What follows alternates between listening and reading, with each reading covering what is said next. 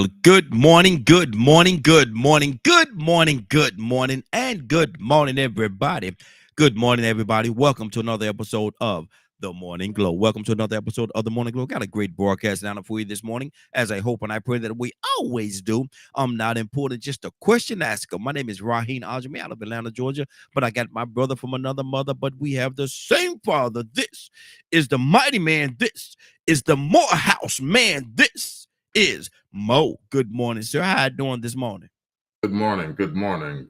Thank you. I'm doing well now that I've got another 400 some odd new brothers certified, not men of Morehouse. Excuse me, not a man of Morehouse, but Morehouse men Mm-hmm. who are there, and so the brotherhood is increasing. There you go. There you go. There you go. Yeah, I heard it was beautiful over the weekend, brother.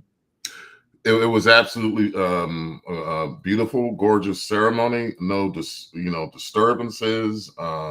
Small amount of protesters. You had to get there at 5:30 in the morning Mm-hmm. uh, to wait till 9. And since it was going to be preachers there, you're going to have to be there a long time. Oh Lord.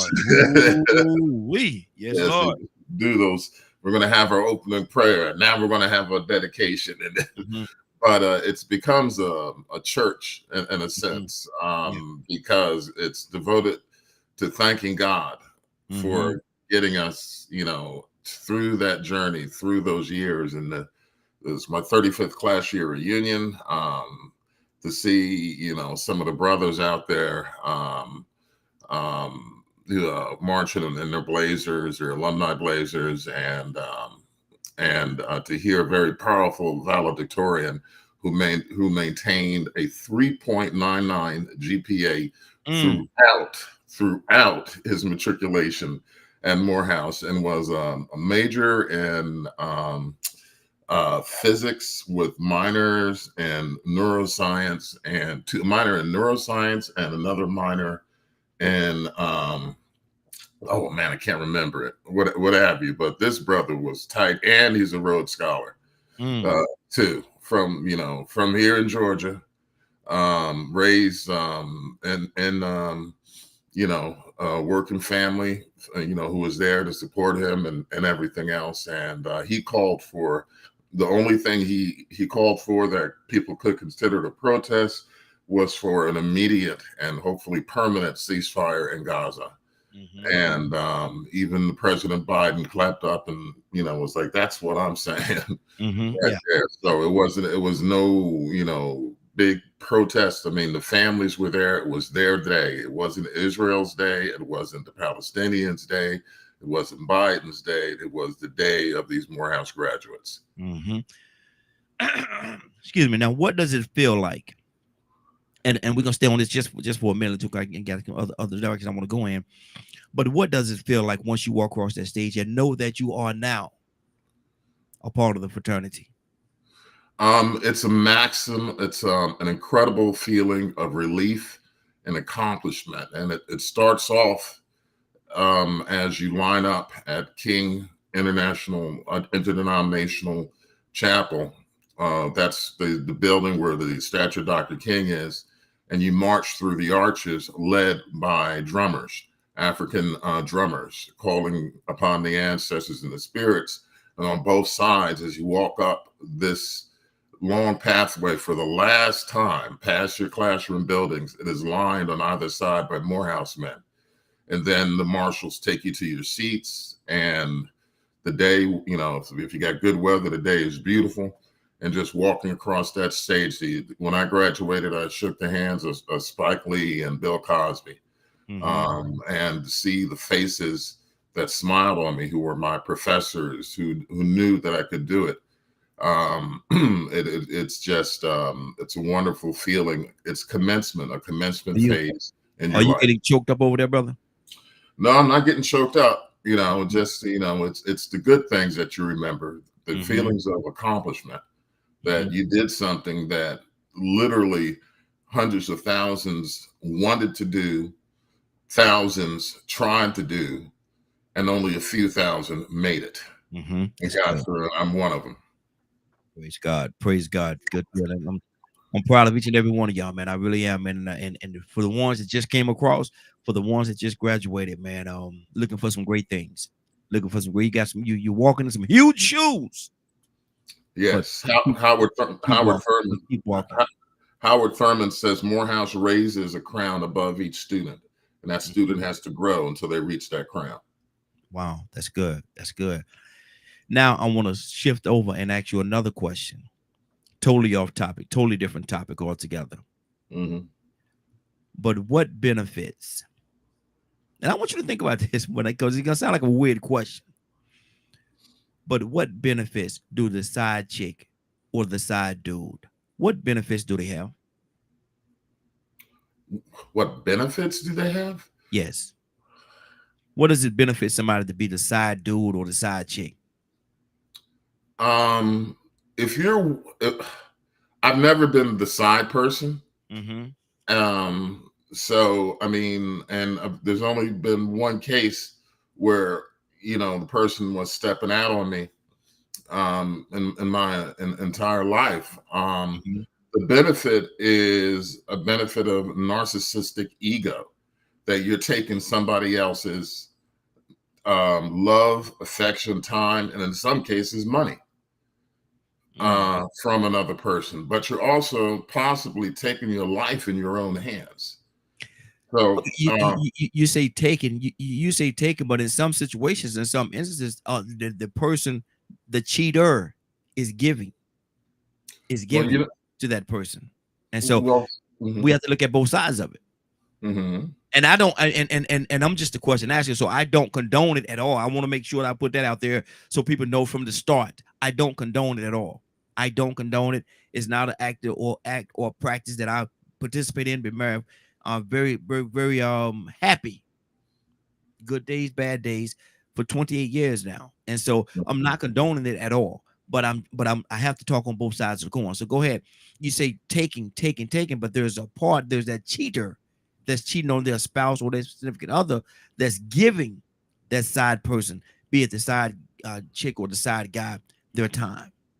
Right, but you don't have to take everything that's given to you because what is given sometimes has attachments, or as Jada Pinkett Smith said, entanglements Mm-hmm. that come with it. Mm-hmm. If yes, you can be given this and that, and it's feeding that woman's ego, it's feeding that man's ego. But I mean, there literally been hundreds of songs written about me and Mrs. Jones. Mm-hmm. Don't let the smooth grass, don't let the green grass fool you. Mm-hmm. Uh, who's stepping out with my old lady? You know that Your whole old thing. lady.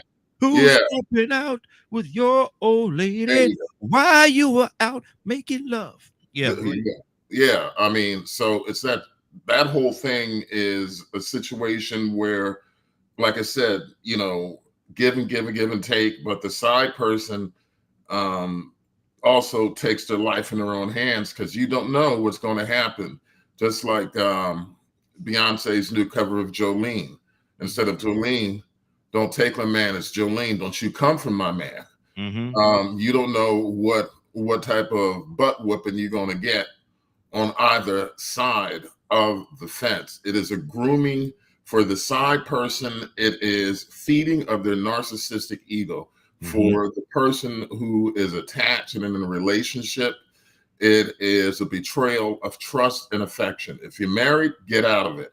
If you're Mm-hmm. not married, get out of it. If you're Mm-hmm. not out of it because you need a place to stay, change your life. Mm-hmm.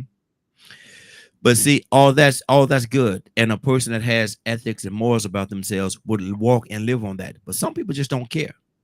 Some people say they would rather be that side person because they don't have the same responsibilities that the live-in person have. Hmm. And so, there's a lot of different things tied into this thing. There's a lot of different levels on this and a lot of different layers. Some people just don't care and they prefer. They look at somebody, man. I've seen people look at somebody, oh, you married? No, and they'll walk away. Or they Hmm. say, oh, you married? Yes, okay. And they'll sit there and talk because they want somebody that's married because they don't have to worry about this. Because the lady, the main wife, if you will, or man, if you will, gonna take care of all those other responsibilities. They think only thing they got to do is have fun. Hmm. Yeah, when I was my band was playing heavy here in Atlanta.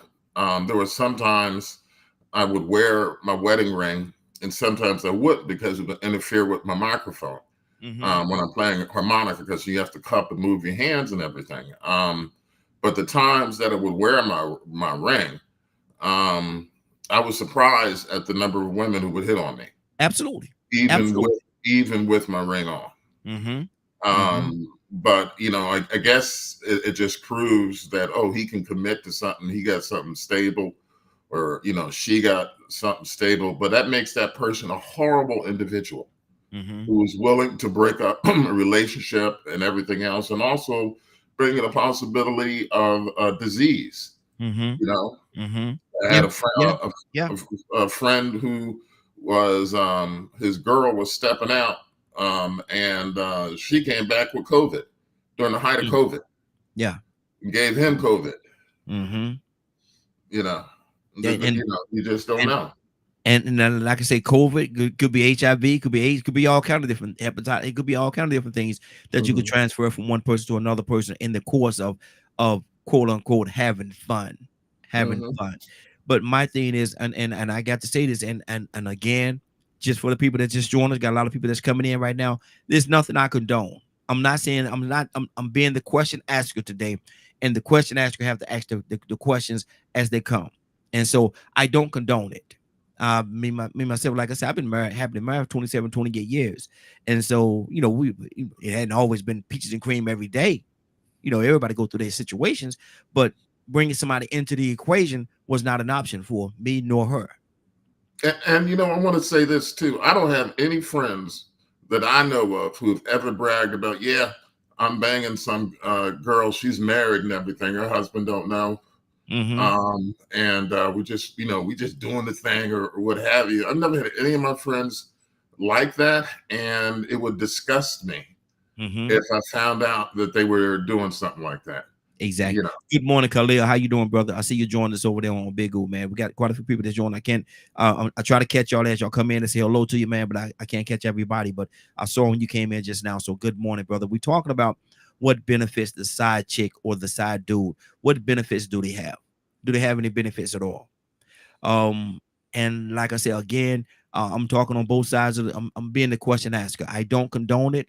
I don't welcome it. It's nothing that if and like you said, Mo, if I had a friend that quote unquote was a friend and he came to me, I got blase, man. I was with her last night. I asked, well, don't you know she married? Oh man, it is okay, man. Her husband don't know. That person will not be my friend anymore, man. That person won't be my friend. Okay, man, you know that's wrong, bro. You know that's wrong, bro. And I turn walk away from that person, man, because I can't deal with you.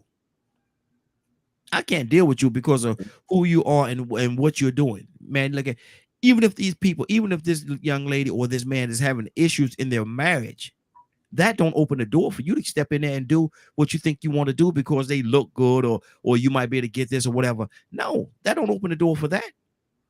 What you should be doing is trying to, look here, you need to talk to your husband about this. Maybe y'all need to do this or maybe y'all need to do that and try to help them fix it. But most people don't think that way, Mo. Most people don't think like that. Mhm. Yeah, it's about having that moral compass, but also realizing what a narcissist is, and a Mhm, narcissist personality and borderline personality disorder, of overt narcissist, covert narcissist. The mhm, narcissist feeds on things until they get their new supply. They will mhm, take everything, that you have to give them. You'll think you're doing everything, that you can for them. And then they'll just simply get bored of you. And then you become just another one of their narcissistic victims, be they male or female. We see the extreme cases like what we see, what happened with that latest video of a Diddy pulling Cassie and kicking her down the mhm, hallway as she's trying to get out the darn hotel. mhm. Yeah. And even his apology, where he didn't ask for forgiveness. He just said, he's going to therapy and he's going to rehab. these are narcissists, this behavior. Now, and if the thing about it is, it always fascinates me. I've been with this man 5 years. I had a female friend who was like, I've been with this man for 10 years and he's going to leave me. And I said, well, wow, y'all were married? And he said, no. And I said, well, why were you with him for 10 years? Yeah, exactly. you Yeah, know, yeah, y'all yeah. playing house for 10 years? Mm-hmm, mm-hmm. And that's what they're doing, playing for 10 years, playing. But a lot of again, a lot of times, man, and we're not gonna stay on this too much longer. We're gonna stay, just a few more minutes. But a lot of times, man, a lot of people don't care more. They don't care, man. They don't care about what they're doing. And if there's children involved, how do you deal with that? How do you deal with that? Now, not only are you affecting the marital part, but you are affecting a family, a whole family, because once it's found out, the other person going, they gonna, man, look at this is over, man. You cheated, you stepped out, blah blah blah, and it's over. It's over. Now you've destroyed a whole family. Well, there's something came up on my timeline today from the fathers' rights movement, and it's Mm-hmm. this quote. It says, "When they didn't respect you in the relationship, don't expect them to do so in the divorce, finances, custody, or anything else." Mm-hmm. Mm-hmm. So it's you choose that path. You can choose a path of carnality, immorality, or you can try to be friends and develop a relationship. And when it comes to the kids, be if it's if the side chick is a woman with multiple kids, are you crazy for being involved with her? If a man is the side piece with multiple kids, are you crazy for wanting to be involved with him? Mm-hmm. But if it's the situation where you have kids that are from marriage, and there's a friend of mine, and she has quite a few kids, but just from two marriages. Mm-hmm. you know um but anybody in a relationship with her, they got to deal with a set of young kids from 18 to 11, who are from four kids who are 18 through 11. Mm-hmm. Teenage girl, and teenage girls, two teenage boys. So when you're looking at relationships, when you're looking at morality, when you're looking at, oh, what can I give her, or what can she give me? Mm-hmm. Um, in any type of relationship, male or female, when there's kids involved, it brings in a whole new set of rules, and Yes. you'd be damned, Hey. that to not only do this, call yourself a follower of God, and damage other young lives along the way Mm-hmm. with your narcissistic attitude. Exactly. Exactly. 508-924-3521, 508-924-3521. Asking what benefits. And Annie from Mississippi, call in. We see you over there, Annie. Uh Asking the question this morning: what benefits do the side chick or the side dude have? Do people even care? Do they even care, about the relationship? Do they care about each other? Or is it just we're gonna have ourselves a good time, we're gonna come together, we're gonna do what we do, what grown folks do. We're gonna do what grown folks do, and then I'm gonna send you back home. I'm gonna send you back home to your significant other, to your husband, or to your wife. Do they even care? So I've heard it said many times. I've heard it said many times that if a person is not married, they don't want to deal with them. They don't want to have to deal with the headaches of having to be with this person all the time, because a married person only have limited time that they can spend with you. And so, man, more I've seen this one girl, man, and this was a young lady, young female. I'm gonna say female. I ain't gonna say lady, but she had a side dude and a boyfriend. She was the side chick to a married man, and she had a boyfriend. What you say to that, man? She was cutting on both ends, brother. Mo, did that knock you out, brother? You all right? No, I'm sorry. My son, I had to get my son together. I missed your question, please. Yeah, I was saying I know this young lady, man. She was a side chick to a married man, and she had a boyfriend. Mm-hmm. So she was cutting it on both ends, brother. She was cutting on both, and she said she didn't care. And her Mhm. thing was, men been doing it to us for so many years. Why can't we do it too? Oh, that's just a selfish excuse. Yeah, You know, yeah. I mean, I mean, here in Atlanta, there are plenty of there are clubs. What's those two clubs? There are two clubs that are adult swingers clubs that you can go to, you know, as a couple or a single woman. You can have private rooms, sex in public. Married couples go there. Um, I mean, that's a lifestyle that people have, a Mm-hmm. swinging, lifestyle. It has nothing to do. Men been doing this to us for years. Why can't I? That's just a weak excuse that is trying to bring a foundation to your own issues with how it relates to affection and interaction, in my opinion. Mm-hmm. Mm-hmm. Wow. I'm gonna tell you something. It's um it's interesting to me, and not just this topic, but a lot of topics. It's very interesting. I like to know how people think and how they think about certain situations and how they got in certain situations, and are they thinking while in those situations.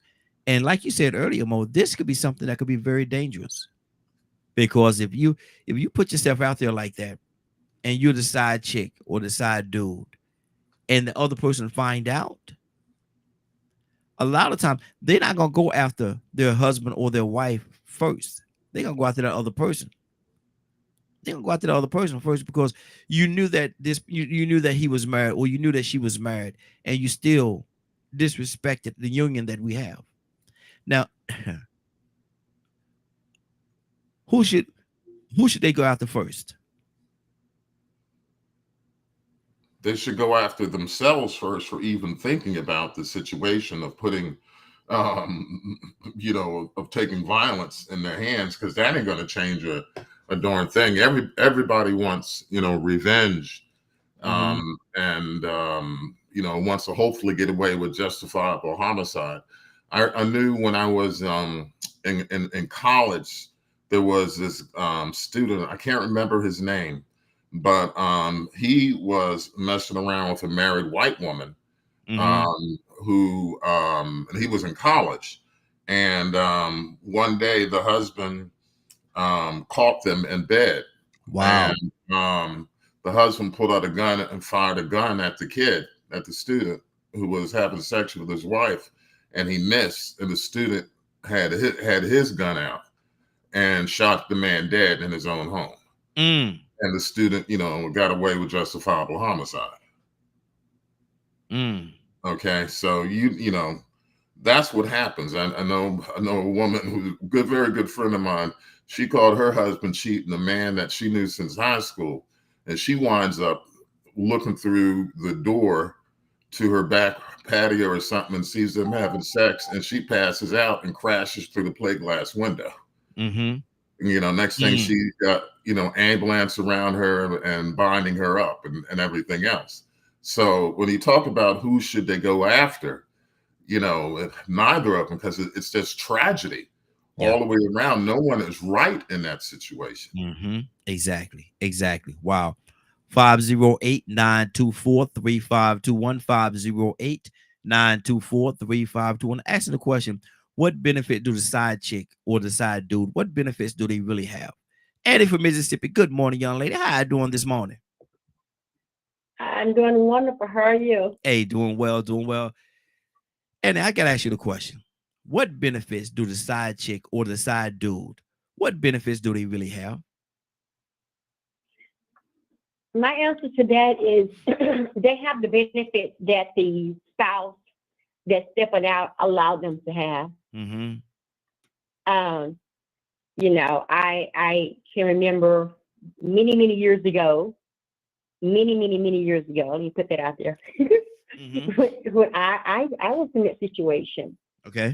and I had a side dude, Mm-hmm. and I know that he just had the benefits that he had, which was basically nothing because I would not allow him to know my address. Mm-hmm.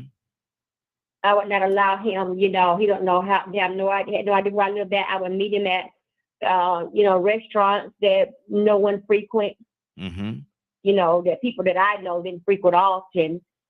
Um, but then again, Raheem, there are some situations where the spouse can give, that side person just as much attention as the husband or the wife. Sometimes, many times, people will give that side person more respect and give them basically just about what they're looking for in a relationship, and totally ignore the person that they're married to. So it's really up to that individual. Mm-hmm. But And when I went through that, that was nothing that I wanted to do. mm-hmm. But I found myself doing it, but I made a commitment to myself that I was not going to overlook my husband. I mean, I was not going to, make him even think that I was doing it. Mm-hmm. And I worked a job at that time that required me to work graveyard shift from time to time. Mm-hmm. So when I would meet up with this guy, I would tell him that I was working. Yeah. Wow. I done that. Mm-hmm. I'm guilty of that. Mm-hmm. Mm-hmm. Like I said, that was many, many, many moons ago. Before that was my previous marriage, not the one I'm in now. Yes, But absolutely. that's what I done, and it didn't last long because I felt some kind of way. Mm-hmm. I would feel dirty. I felt like I would see my husband working to provide, and he was a good man, and I felt guilty about doing it. So I didn't do it. I didn't do that very long. I done it Mm-hmm. for a moment, Mm-hmm. but and the side dude wanted to take over my home and be in my man. You can't, I put him in a place, Yeah. and Yeah. that was where that's all he was gonna get from me. Mm-hmm. He was Yeah. just that for that moment, and that's it. Mm-hmm. No going out, to malls and all that. Yeah. Yeah.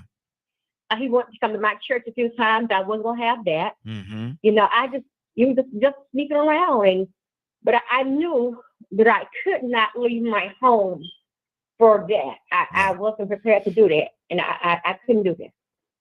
So that's just my answer to what you said. And let me ask you this question, and this is I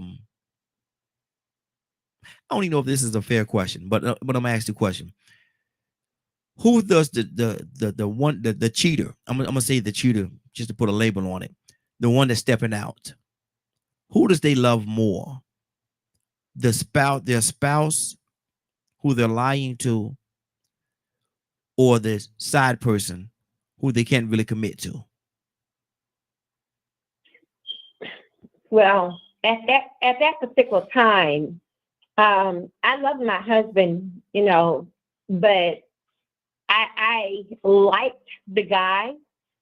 But for me, let me just tell you, how I looked at the situation was like I could not leave what I had that was stable. Yeah. My Yeah. husband was a provider. My husband had done a lot of things, and he was a very hard worker. And I couldn't walk away from stability for lust. Mm-hmm. Mm-hmm. That was lust out there. And I did care for the guy, but I knew how far I had to go because I was thinking long term. Yeah. I was thinking long term. So, and I looked at it from that, from the point of view as, if I leave him, this is what he can do. This is what I have. Mm-hmm. So I could not walk away from what we were trying to build at that time for love and for a temporary feeling. I just couldn't do that. Mm-hmm. Mm-hmm. Many people have done that. Yeah. Yeah. I couldn't do it. It was just too much because I didn't want to be bound down with debt, and I didn't want to be working harder because this guy that I was dating, he didn't have a whole lot. Mm-hmm. I mean, he was just basic. Yeah. Yeah. Yeah. Yeah. And I didn't want to do basic. I wasn't trying to live basic like that. Mm-hmm. And maybe I shouldn't say it like that, but I'm just telling the truth Yeah, about that's true. myself. That's true. Okay. Yeah, that's the truth. Mm-hmm. Now I'm going to go back to mobile. I'm going to ask you this question: right? How would you have dealt with the reality had he found out, and you had to look into his eyes and this man is absolutely hurt because he felt betrayed, or he betrayed. He felt as though you betrayed him and the union that y'all had. How would you have dealt with that? You talking to me? Yes. Okay. I would have felt bad Mm-hmm. because I mean, my husband went to work every day, not 5 days, not 6 days, but every day. Mm-hmm. He never took off ever. But me, letting the enemy lead me, looking at something from the outside, you know, looking at, just love. Just all it was love. And even though the side dude, wants to go further, I just couldn't. I couldn't. I had to weigh my pros and cons. I just couldn't do it. Mm-hmm. He wanted to go to a new level, to the next level, but I couldn't do it. And had my husband found out, I would have been hurt because the one thing I did not and I would not do was make him feel bad. Yeah. And I done it in such a way that when it was time for me to get off of work, the next morning when I said I was working at 7:30, I would be in my house. Mm-hmm. I would be in my home, so he thought I was still working. Mm-hmm. But I would have been hurt, extremely, felt pretty bad had he found out what I was doing, because that was never my intention. And when things got, deeper, and this guy kept pressing me to leave my husband, pressing me, I just couldn't do it. Yeah. Yeah. I couldn't do it. Mm-mm. Absolutely. Absolutely. Mo, what are you hearing, brother? Because that's this it's a real situation, man. It's a real situation. Well, what I'm hearing is that that song by the Eurythmics, "Sweet Dreams Are Made of These." Some of them Yeah. want to abuse you, while some want to be abused by you. Mm-hmm. Okay. Sometimes people are letting themselves be willing victims. Okay. No one wants to be the victim Mm-hmm. of this situation. But then you have the option to be a predator in relationship in a weak, just like a predator looks on weaker prey, you're looking on weaker relationships and what Mm-hmm. you can get out of it. The predator is going to get that meal, that easy meal. The Mm-hmm. predator is going to get some comfort, relief. And then if it's a parasitic predator, a parasite that hangs on, you know, then once again, you're taking advantage of the host body. When you take advantage of the host, there is an issue because it's so easy for people. And I'm just talking from a guy point of view. Mm-hmm. It's so easy to say I was abused by such and such and da da da da da, and then you get to know him, and then you're like, wait a minute, some of the decisions that you make doesn't make you a victim. It makes you the victimizer. And it's Mm-hmm. hard for people to realize when they were the victimizer. Okay. And once you wake up and realize, oh my God, I'm the victimizer in this. I hurt people. I got to come to grips with that. Mm-hmm. Be you male or female. You got to come to grips when you were the victimizer, when you broke up a relationship, when you hurt somebody's heart, when they opened their heart, their soul, their everything to you, and you took and you stepped out on the side because you had that little bit of bank, that your steady there provider had for you. You had your own vehicle, you had a roof over your head, and you had the audacity, be you male or female, to sully the relationship bed, having sex with a person in their marriage bed, all these things, Mm-hmm. then you're the victimizer. You're not the victim. Mm-hmm. See, that's touchy to me. That's touchy to me because that's a very narrow road to walk down. Victim How, and victim and victimizer. That's a very narrow road to walk down right there, because a lot of times, truth of the matter, and I got to go right back where I started. A lot of times, people don't care nothing about all that though. then They you're don't. the victim. Then you're the victimizer. But see, all those titles and stuff, people don't care nothing about that. What they care about is getting that temporary moment of peace, of joy, of happiness, sexual or pleasure, if you will. These one of the big words on here for a couple of years ago used to be pleasure. They want to get that pleasure, and that's all they're thinking about. And Annie from Mississippi. Annie is a great person, man. Love her, man. That's my sister. And she wasn't, and I don't think her mindset was set towards trying to be a victim and or a victimizer. She just got caught up in a moment. So what do you say to that? I think she just got caught up in a moment at that time, and she said it. She said, "I felt bad. I felt bad." And then the pressure, they try to pressure. You got to leave him. Come on over here with me. Well, Joker, you ain't got how you can't even take care of yourself. How you gonna take care of two people when you can't really take care of yourself? She said he had. And Raheem, yes. I want to say something. Yes. I hate to interrupt. When I was going through that, in the back of my mind, this is what I kept thinking. See, I had a best friend that I introduced her to her husband many years ago. Mm-hmm. They had a grown son together and grandchildren together, and I watched her do this to him, but I'm not perfect, but I refuse to go that far with it because what I watched her do was he was on dialysis, and when he received the kidney, they were married, everything was going well. But then one day, this guy came down there to her family home to do some work on her mom's home with another guy. Mm-hmm. He was just somebody he picked up from by the road to come help him, to fix the roof or whatever the case may be. But anyway, when he winked at her that day, it caused her to go way out. I mean, not only from winking at her and showing her a little bit of attention, to dating her, going to his home, staying weeks at a time, then eventually staying months, and then eventually leaving the husband that had just got a kidney. And the husband was so stressed out over the situation, he lost the kidney again. He once again, all the stress that she put him through caused him to lose his kidney again. And eventually he died. Wow. And I thought about that. I said, wait, I don't want to go that far with this thing. I just want to, I'm just doing something for the moment. And I was so repenting to God all the time, over and over again. Lord, I know I shouldn't have done this right here, but I kept my boundaries. I knew how far to go. Mm-hmm. And when someone started pressuring me and telling me, well, let's go to church together. Let me come to your church.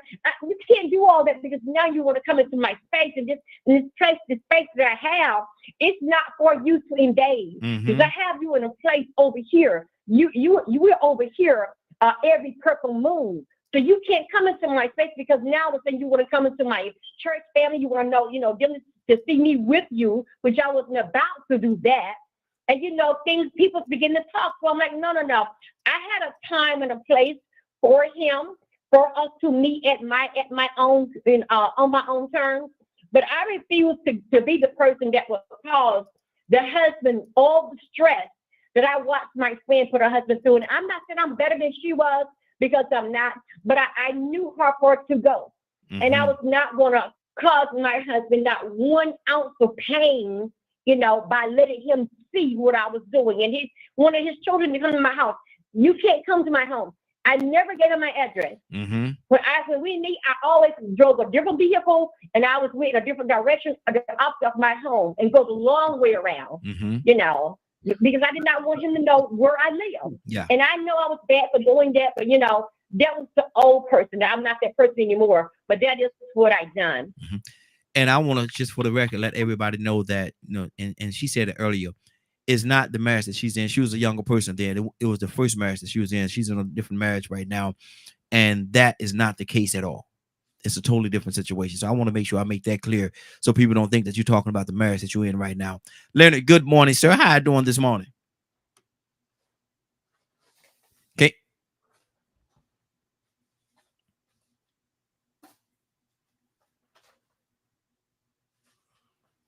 Can't hear you. There you go. I think I got you there. Say something. No, that was me. That was Mo. I said, oh, no. Can't hear you, Leonard.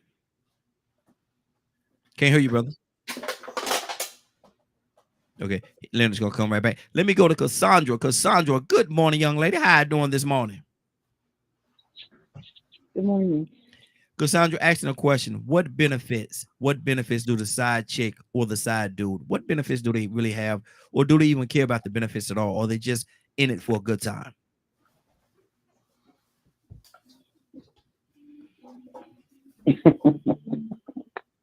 Wait a minute. Wait a minute. Ask that question again. What benefits do the side chick or the side dude? What benefits do they really have? They can have more than you. So, because they know that you can only see them at certain times and all that. So it gives them room to have their cake and eat it too, Mm-hmm. and you know, enjoy the freedom of no commitment to you, Mm-hmm. and you getting, I guess, whatever it is that you want out of the person. I don't. I Don't make me talk about this, Raheem, because I'm gonna say something. You don't want me to talk about this. No, no, Uh, no, no, no. People need to hear it because a lot of time yeah, people think that they're just having fun. It's just fun. We just yeah, we just having yeah. fun together. No, no, no. It's a lot more than that. There's So a whole lot more to that, man. yeah. You're hurting yourself, you're hurting families. See, side women and men think that, oh, I'm just getting my little freak on or Mm-hmm. whatever, but you're doing damage. And see, we can go so deep on that because spiritually, you just done messed up big time Mm-hmm. spiritually. Mm-hmm. So we wouldn't even want to get on that subject. But you just think of what you're doing to the family, even if the wife doesn't know Yeah. you're doing damage. You Mm-hmm. know why? Because when you have two people that have become one flesh, according to the becoming one in God, when you interfere with that, you're bringing stuff to your own door. Yeah. So it's a lot of things that side pieces think they got, but they don't realize how bad it's going to get. Mm-hmm. And I can tell you that firsthand. We've talked about that before Yes. because Yes. my ex had a side piece, and she was Mm-hmm. very bold.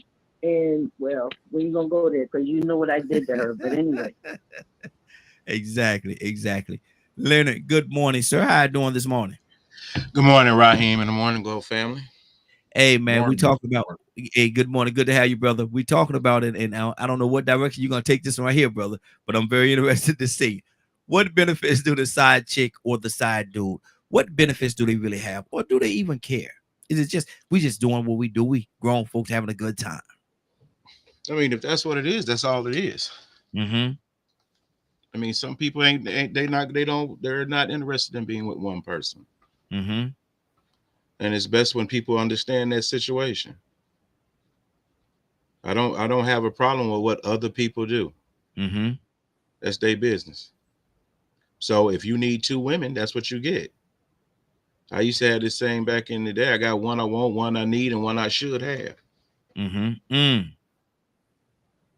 So I mean, it just depends on what's their purpose. What did you get them for? Why do you have them? That is for that particular person's uh enjoyment. I Mm-hmm. don't I don't slight people for what they do, just don't come to me with your problems. Mm-hmm. Mm-hmm. Would you have there ever been a time, or would you? And you married that man now, certainly not right now, but would you be a side dude? I'm no, not in a marriage situation. Mm-hmm. No, no, not in a marriage situation, no. Mm-hmm. Because that would be adultery. But Mm-hmm. I don't believe in commitment outside of marriage really much either. So Mm-hmm. So long as if it's boyfriend and girlfriend, it's fair game, basically. yeah, I don't. What's the point? Mm-hmm. If you ain't, where you going? What you Mm-hmm. gonna Exactly, do? exactly, exactly. I Mm-hmm. mean, if you ain't got no purpose, you liable to do anything. Yeah.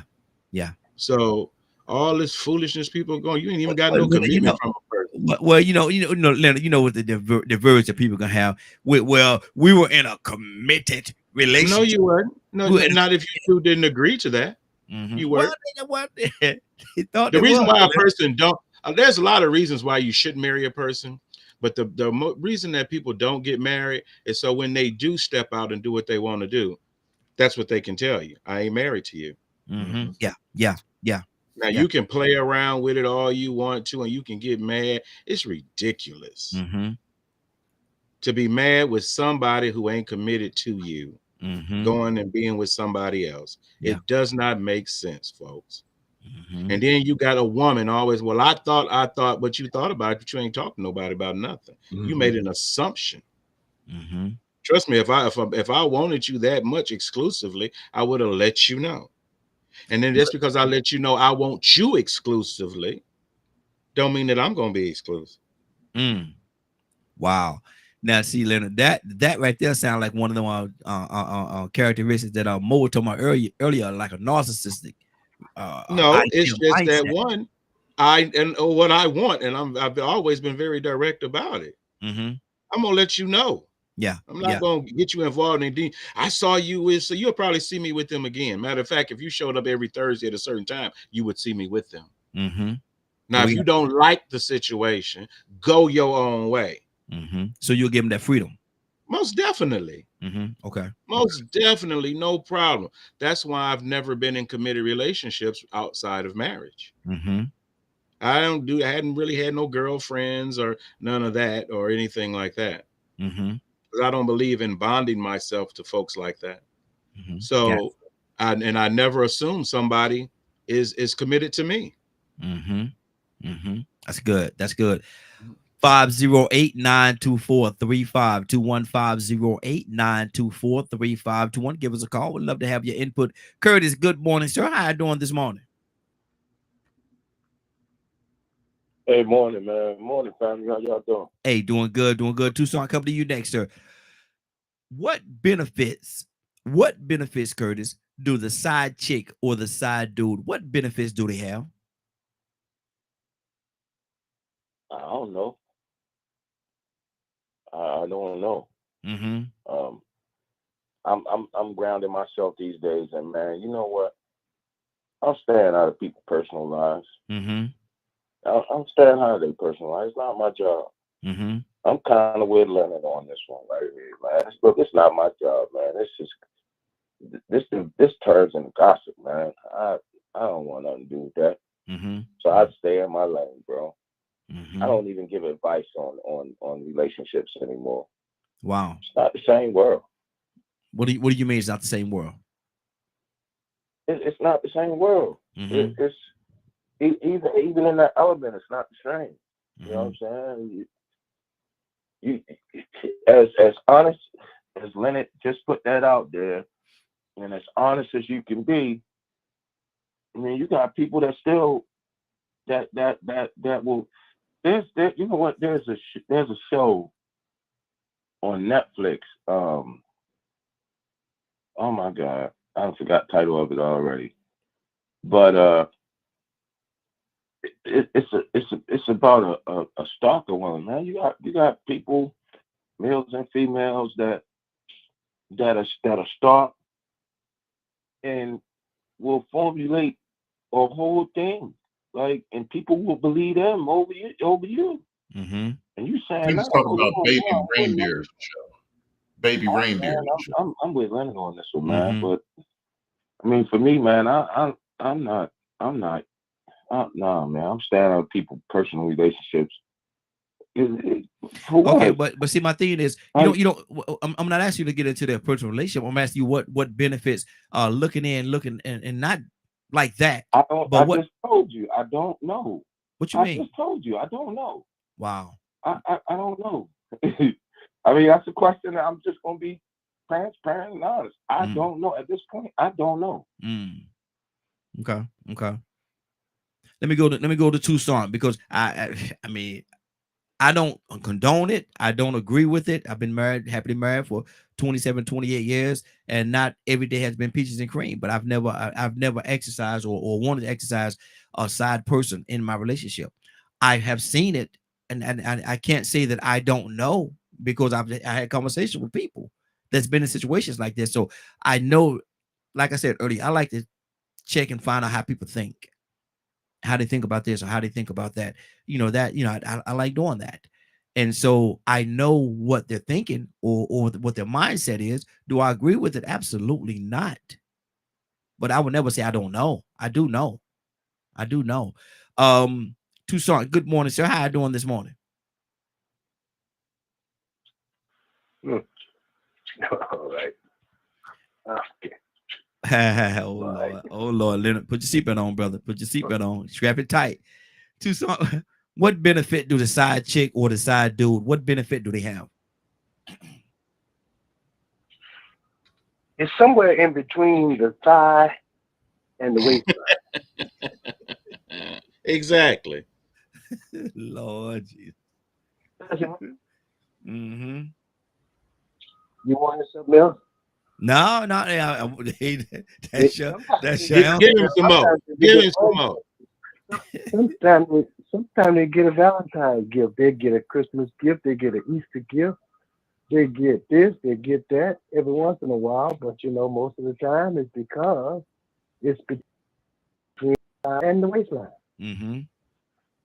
Mm-hmm. Now, now I'm the one that will at least say, because here's how can I say this? Some people play like, no, no, no. I don't mean no. No, I'm not gonna say it like that. There are some people that until they get found out, they act like they never had a chick on the Mm. side. Mm. Yeah. Yeah, Yeah. I hear you talking. Mm-hmm. I hear you talking. Mm-hmm. And matter of fact, when the rubber meets the road, they find out that you didn't have a chick on the side. And the whole family. Well, you did have a chick on the side, and you a chick. Ooh. And then if the wife find out that the husband didn't have a chick on the side, he had another dude. It's a Mm. dude. Good Lord. He's on the down low, Mm. Good Lord. packing peanut butter, shoveling mud. Mm. That dog gonna do something, boy. That's my main man, Two Shot, right there. Oh, he gonna bring it to you now. He gonna bring it. Mo, talk to me, brother. Mo, you there? Oh, yeah, I'm sorry. I'm sorry. I'm trying to do two things at once. I mean, we can go through the different things, and sometimes it's the woman who has a piece of carpet on the side that you don't know about. Her girlfriends when they have their Mhm. girls' break, or I'm going to my girlfriend's house, and all of a sudden you find out your girl is bisexual. Mhm. They talk about the down low men, but not the down low women. And I've met so many women in Atlanta who are bisexual. Mhm. But when it goes to going back to the advantage of what's happening, Annie was making the point about the person who had the kidney transplant. When I was married, and 3 months after I was married, my wife was diagnosed with cancer. Mhm. Okay, and it was a struggle during that time period of taking care of her, being her caretaker. And then when I had my twin boys, the chemo affected her heart and everything and made it bad health. I didn't step out on her. I had that role as caretaker. Okay. Mhm. But there were women who would try to come after me. Mhm. And because I had some type of moral compass, was tempted and but it wasn't worth it. And Mhm. so when you're in a caretaker relationship with your wife, your spouse, and mother of your children, is something different. And the other thing is this: if you're in a side chick, side guy type situation, all right, why even be married? Mm. Why you just be single Yeah. and stop breaking those bonds and relationships? And that's when I talked about the victimizer and the victim. If you deliberately went after a person in a relationship with all the choices that are here because you wanted the lowest hanging fruit on the tree, and Mhm. sometimes that can be rotten fruit, and Mhm. you went after that particular situation, that makes you the victimizer. And there's no way that you can justify it, anything else, even what you had to go through in order to be the victimizer, Mhm. changing the way you move, changing the cars you're driving, everything like that. The amount of energy and money and duplicity in your mind that you did this because you wanted a relationship with another committed person shows Mhm. that you are a victimizer. And yes, you wake up and then one day you realize that was wrong of me, but I was the victim because I was going through this at the time. No, Wow. you made the choice. You Mhm. made the choice. And it's not Mhm. a comfortable choice, but it's a choice that we have to fight with, that we realize when we have done wrong. And you don't have to tell other people about it. You can repent that to God. Mhm. And any way any way you want, and do no more. When you go to confession, you do the Yeah. prayer of contrition, you're given your penitence and told to do it, don't do it again. Mhm. Wow. Wow. 508-924-3521. 508-924-3521. Leonard, you ready for this? You ready for this? Sure. Brother Pete, good morning, sir. How you doing this morning? Pete has been on my mind. I'm gonna call you later, Pete. Pete, you there? Yeah, I'm partnering with the mute button, laughing at y'all. How y'all doing this morning? Hey, doing good. Morning, Doing good, brother. Ah, Hey, man, asking the yes, question. What benefits do the side chick or the side dude, what benefits do they have? hmm. Well, Uh-oh. what benefits does the side chick and the side dude have?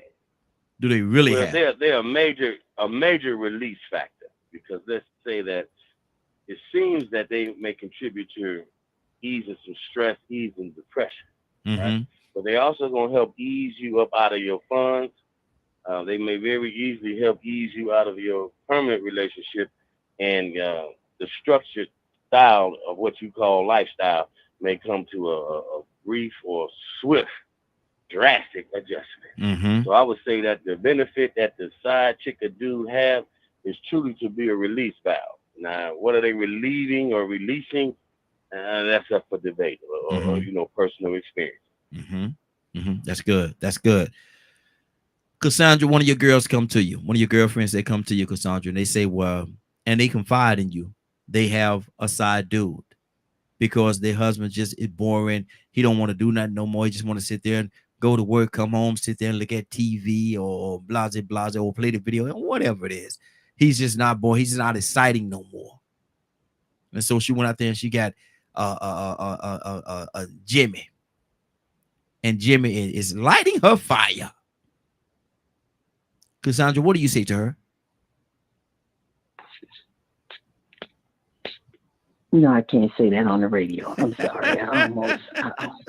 I almost said it, Mm-hmm. but I cannot say that on.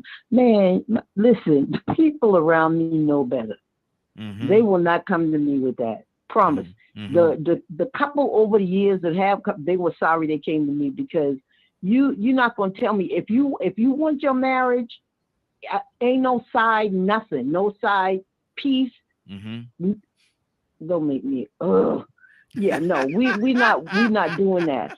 If Yeah. you don't want to be married, then you need to go ahead and just get out of the relationship. Mm-hmm. I mean, if it's to the point that you got to go out there and get woo-wah from somebody other than your mate, your marriage partner, then you need to, especially, I'm not talking about somebody that might have a one-time affair or something. I'm talking about people that just got their side piece. Me and my side piece. I Yeah. wish I knew.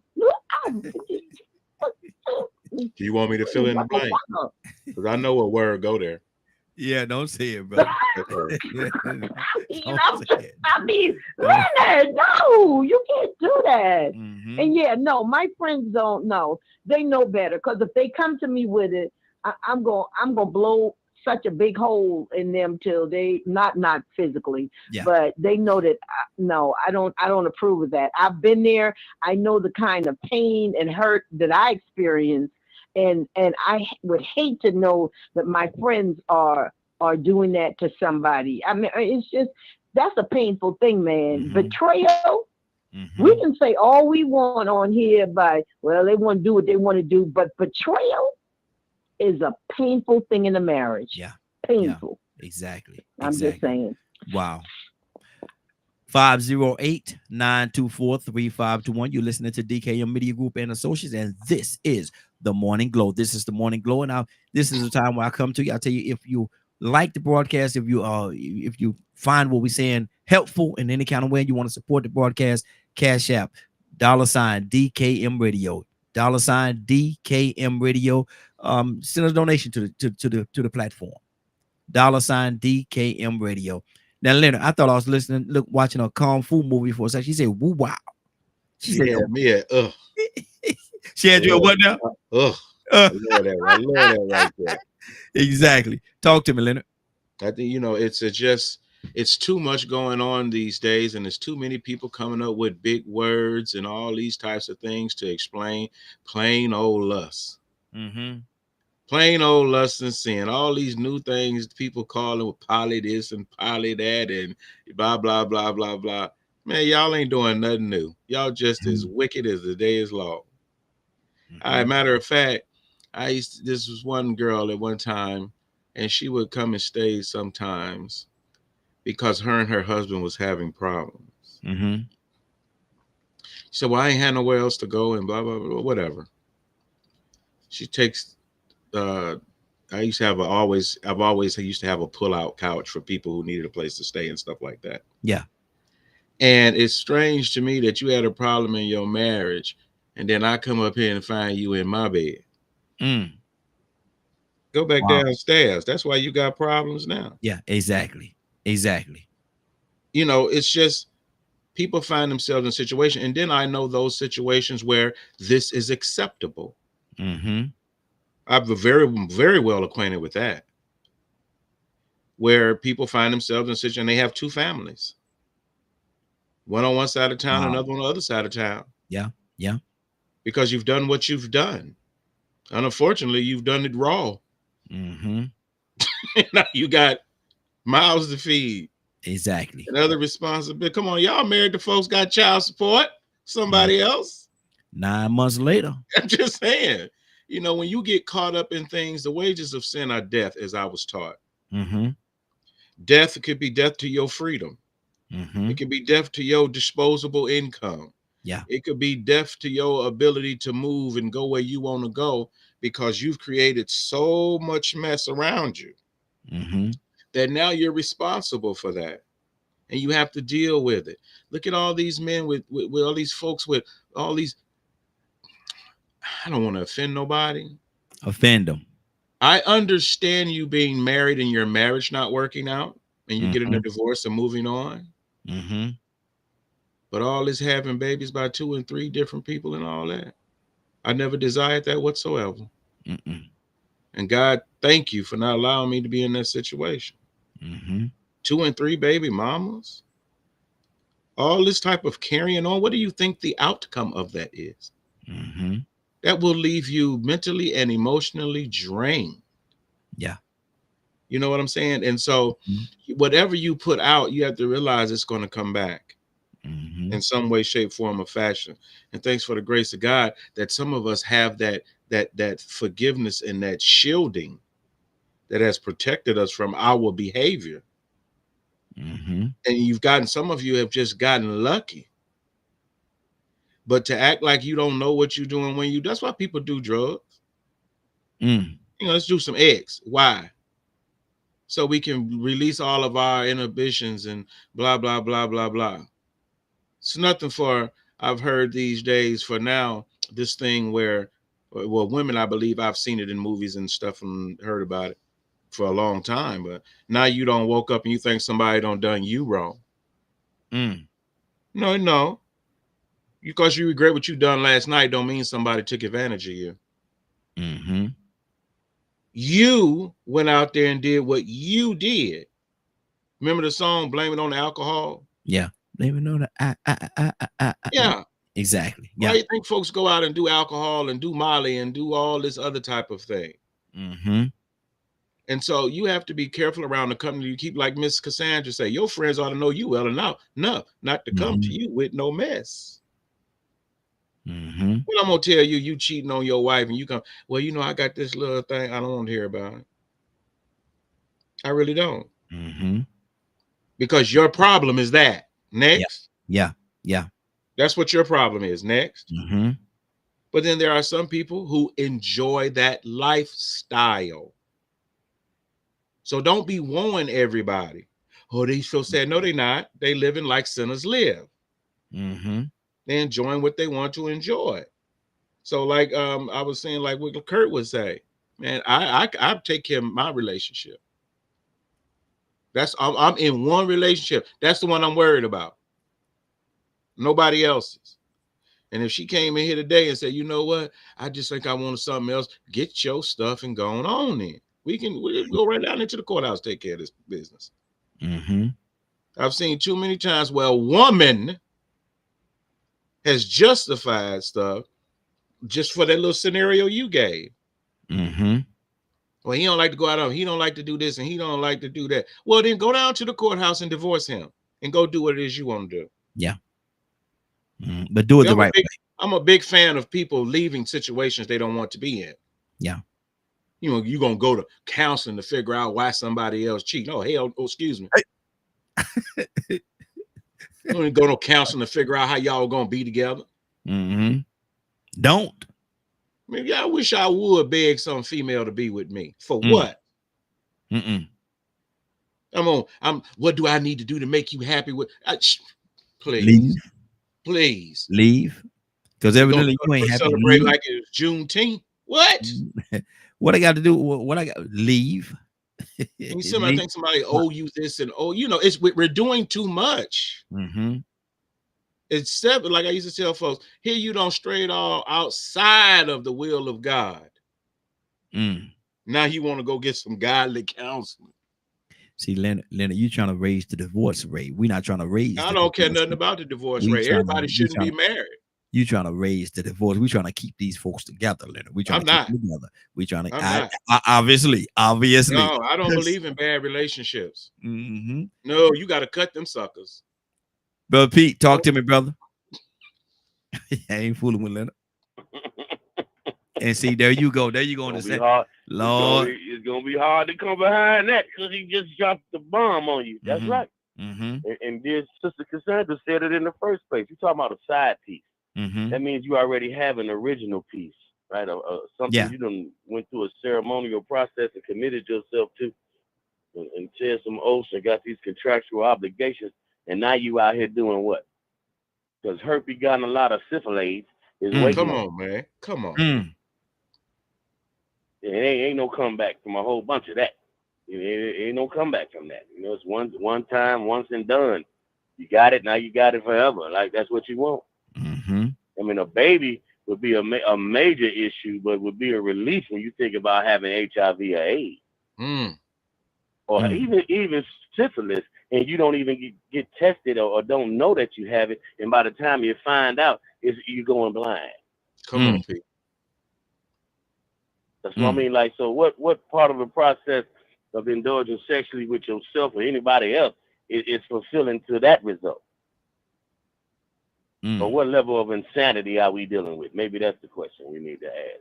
Yeah, I like that. I like how you said that. Some things are founded just because they are. It takes a man and a woman to come together and make a child, right? It's just now you can do all your variations, tea tree dishes, and get a stand-in and blah. Okay, yeah, right. But you take a man and a woman to make a child, right? Now, some things are founded. This is why sexual relations has always been known as a standard with us as beings to be in a committed relationship and routinely what we call marriage. Why? Because outside of that, it's usually chaotic. Normally, it's some problems, some issues. There's something going on because the structure of how it's supposed to go is not in place. Notice for all y'all that are unbelievers and don't want to hear it and have issues, I didn't say nothing about God, the Bible, the Quran, the Torah, none of that. I said the normal process of how things should go. You out here like you say, having babies. Baby mama, baby daddy drama today is a whole nother level of unspeakable nonsense. And it messes up people's lives for 20 and 30 years. Some people, they end up losing their life. What about the child, though? What about the innocence that was created through this foolishness or these should not be situations? How damaged are they? Is that why we got a bunch of these psychopathic, narcissistic, mentally, underdeveloped or deranged individuals walking around? Preach. Savages.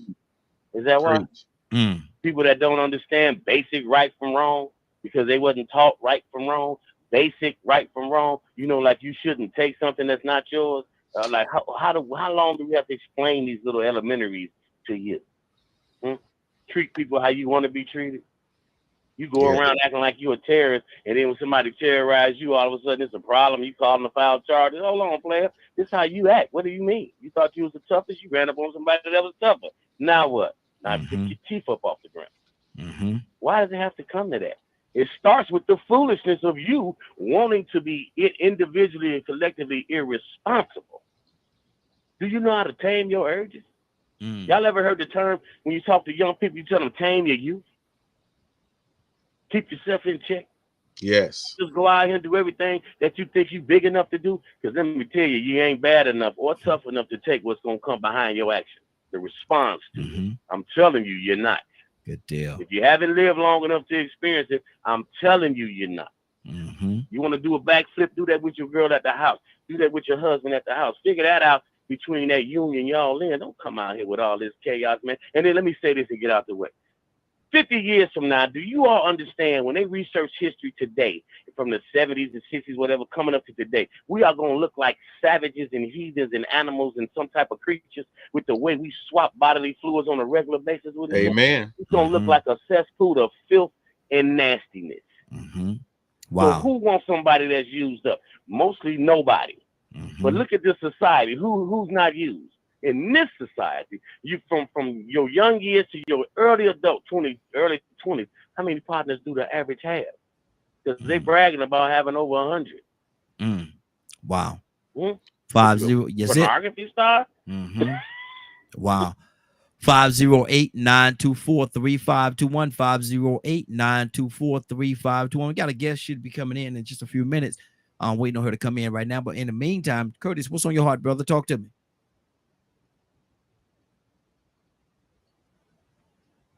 I don't have too much to say, brother. I don't have anything on my heart.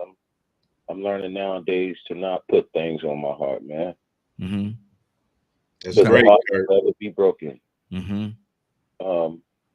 You know, like this whole situation, I don't put no weight in it. Mm-hmm. Let me tell you something I was taught.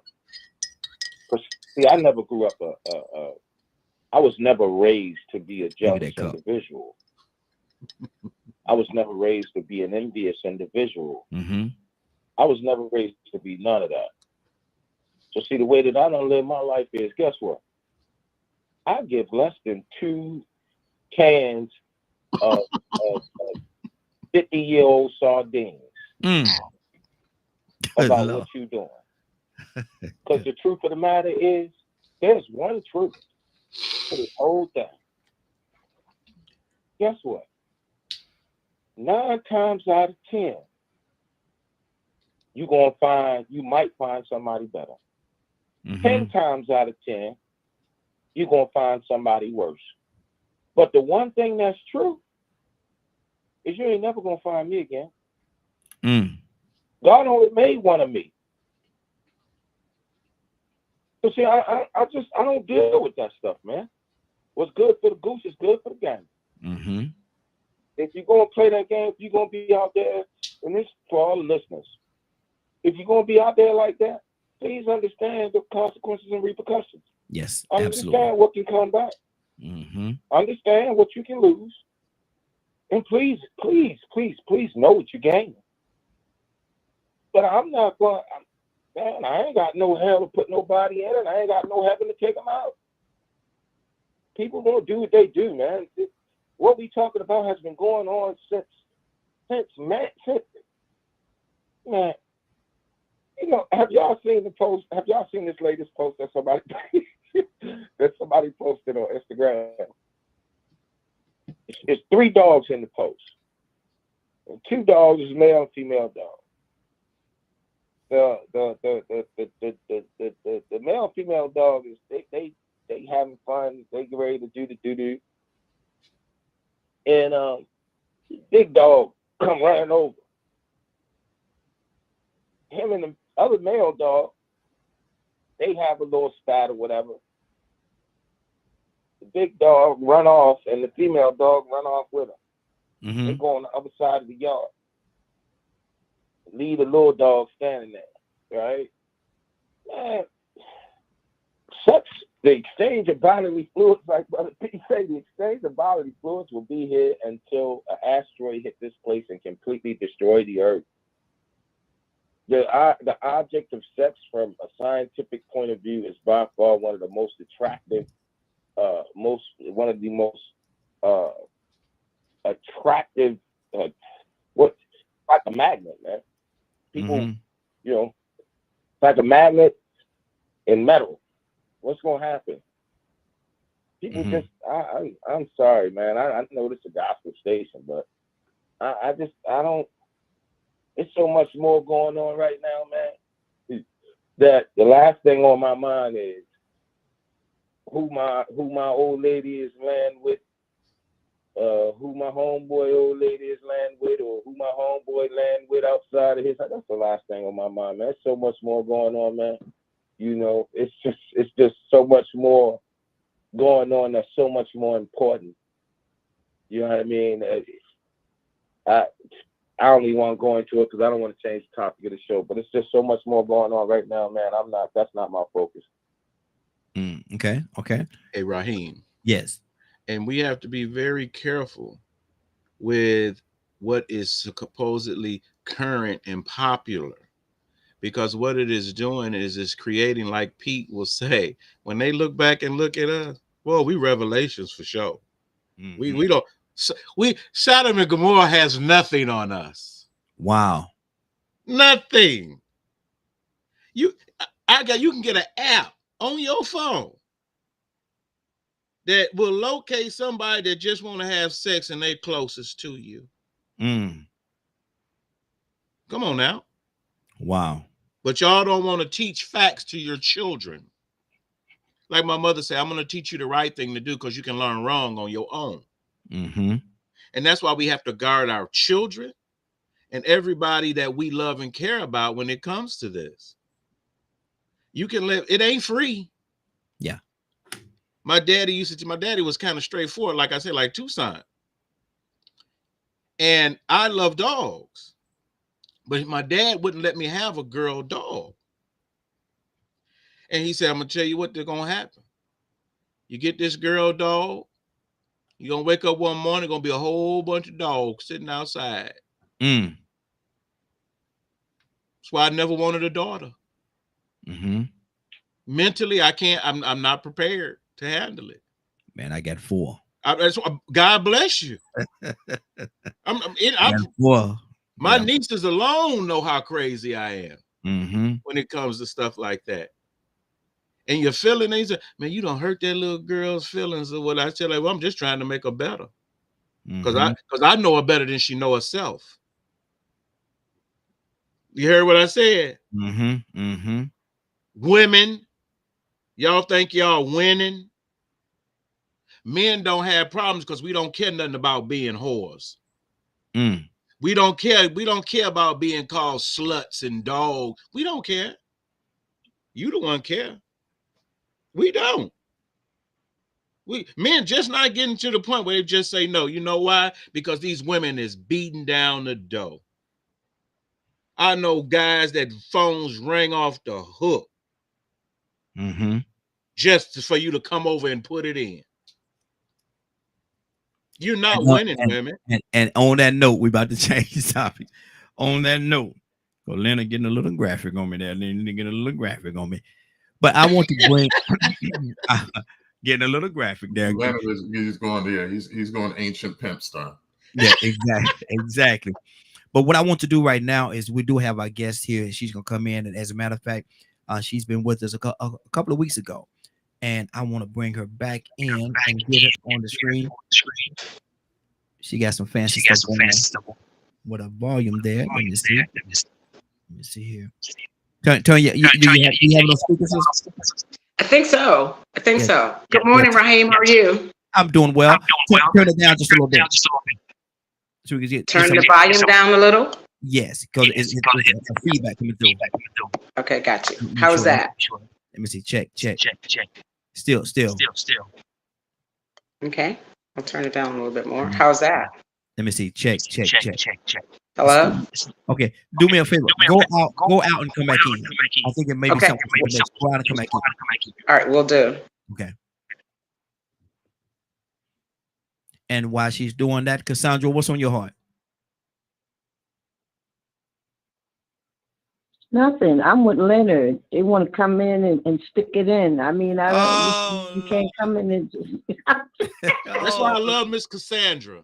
Oh, Because Miss Lord. Cassandra is doing something with her celibacy that's the hardest thing in the world for people to do. Mhm. I'm still getting that feedback, some kind of thing. Let me see. Can I check? Yeah, I'm still getting that feedback. Is it on? Is it on speaker or? Oh, I could let me do this. Let me put some earplugs in. Maybe that'll work better for you. Absolutely. There you go. There you go. Okay. Let me while you do that, let me go to Mo. Mo, what's on your heart, brother? Well, no, what Brother Leonard was saying about the apps and everything. Even in ancient times, remember Mo, you ain't got no apps, do you? No. Okay. Even in ancient times, people could go to the temple prostitute and pay. And if you remember the prophet Hosea, his wife Gomer, he had to buy her back multiple times from the temple because she would go and be a temple prostitute. And because it wasn't the Jewish temple, but it was the other gods and everything here. And we don't have anything on Corinth or Sodom and Gomorrah. It was an insult to call someone a Corinthian at some time because anything went there. So it's always been there. I personally know someone who's been married 5 times. Almost got married again. 2 of her husbands tried to kill her. One boyfriend tried to stab her in the chest, and she talked about being a victim of and all this trauma. But hell, there was some stuff on that she was doing that continued to happen. And then she just went back to her lifestyle of, since she was not going to get married, to be with whoever she wanted to be with, male or female, anytime she wanted to. And she makes money. So it wasn't a question of being poor or hustling. She got her own stuff. Wow. Let's see I think we might have fixed it. I think we may be on to something there, Karen. I think we may be on to something. Your video, there you go. Oh, there we go. Now we're cooking with grease. Can't fry that chicken in water.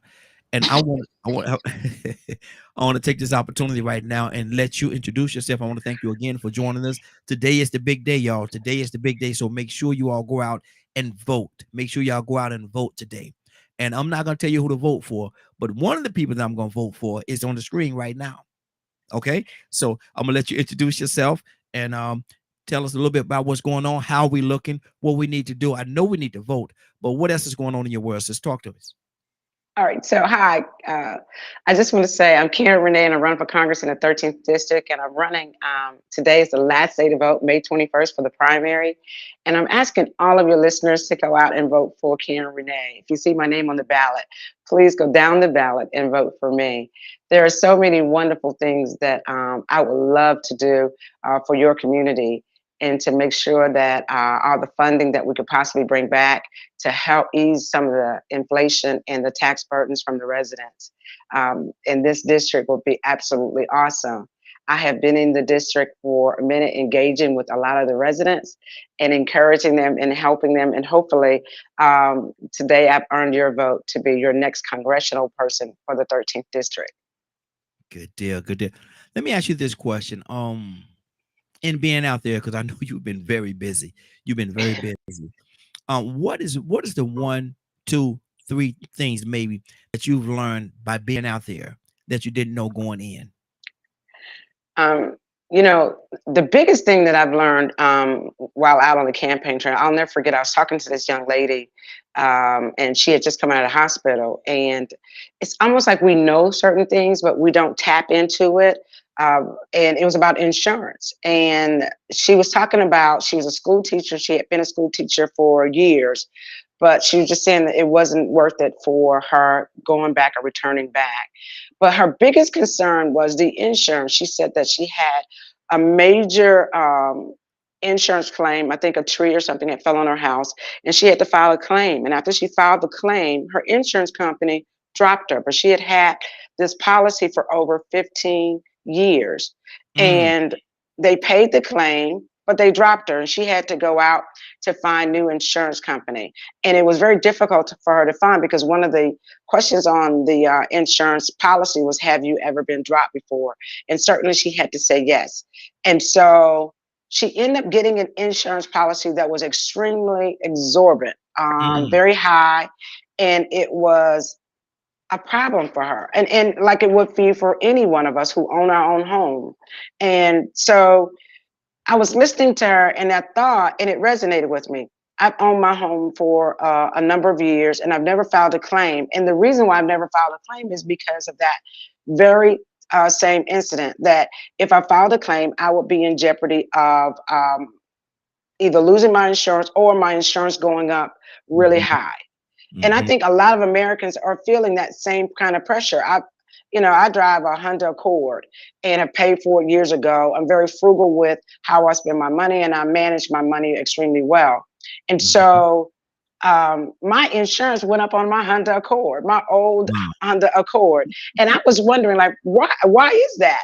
Mhm. And a lot of Americans are experiencing a lot of inflation with things that they have already have been paying for, been very good stewards about paying their bills and everything, but yet they're being penalized. And I know that that's something that we could work on in Congress, doing regulation with these insurance companies. Mhm. Even when I talk with seniors and or working families, when they say that they get a raise, let's look at the Social Security, how Social Security has been balancing out.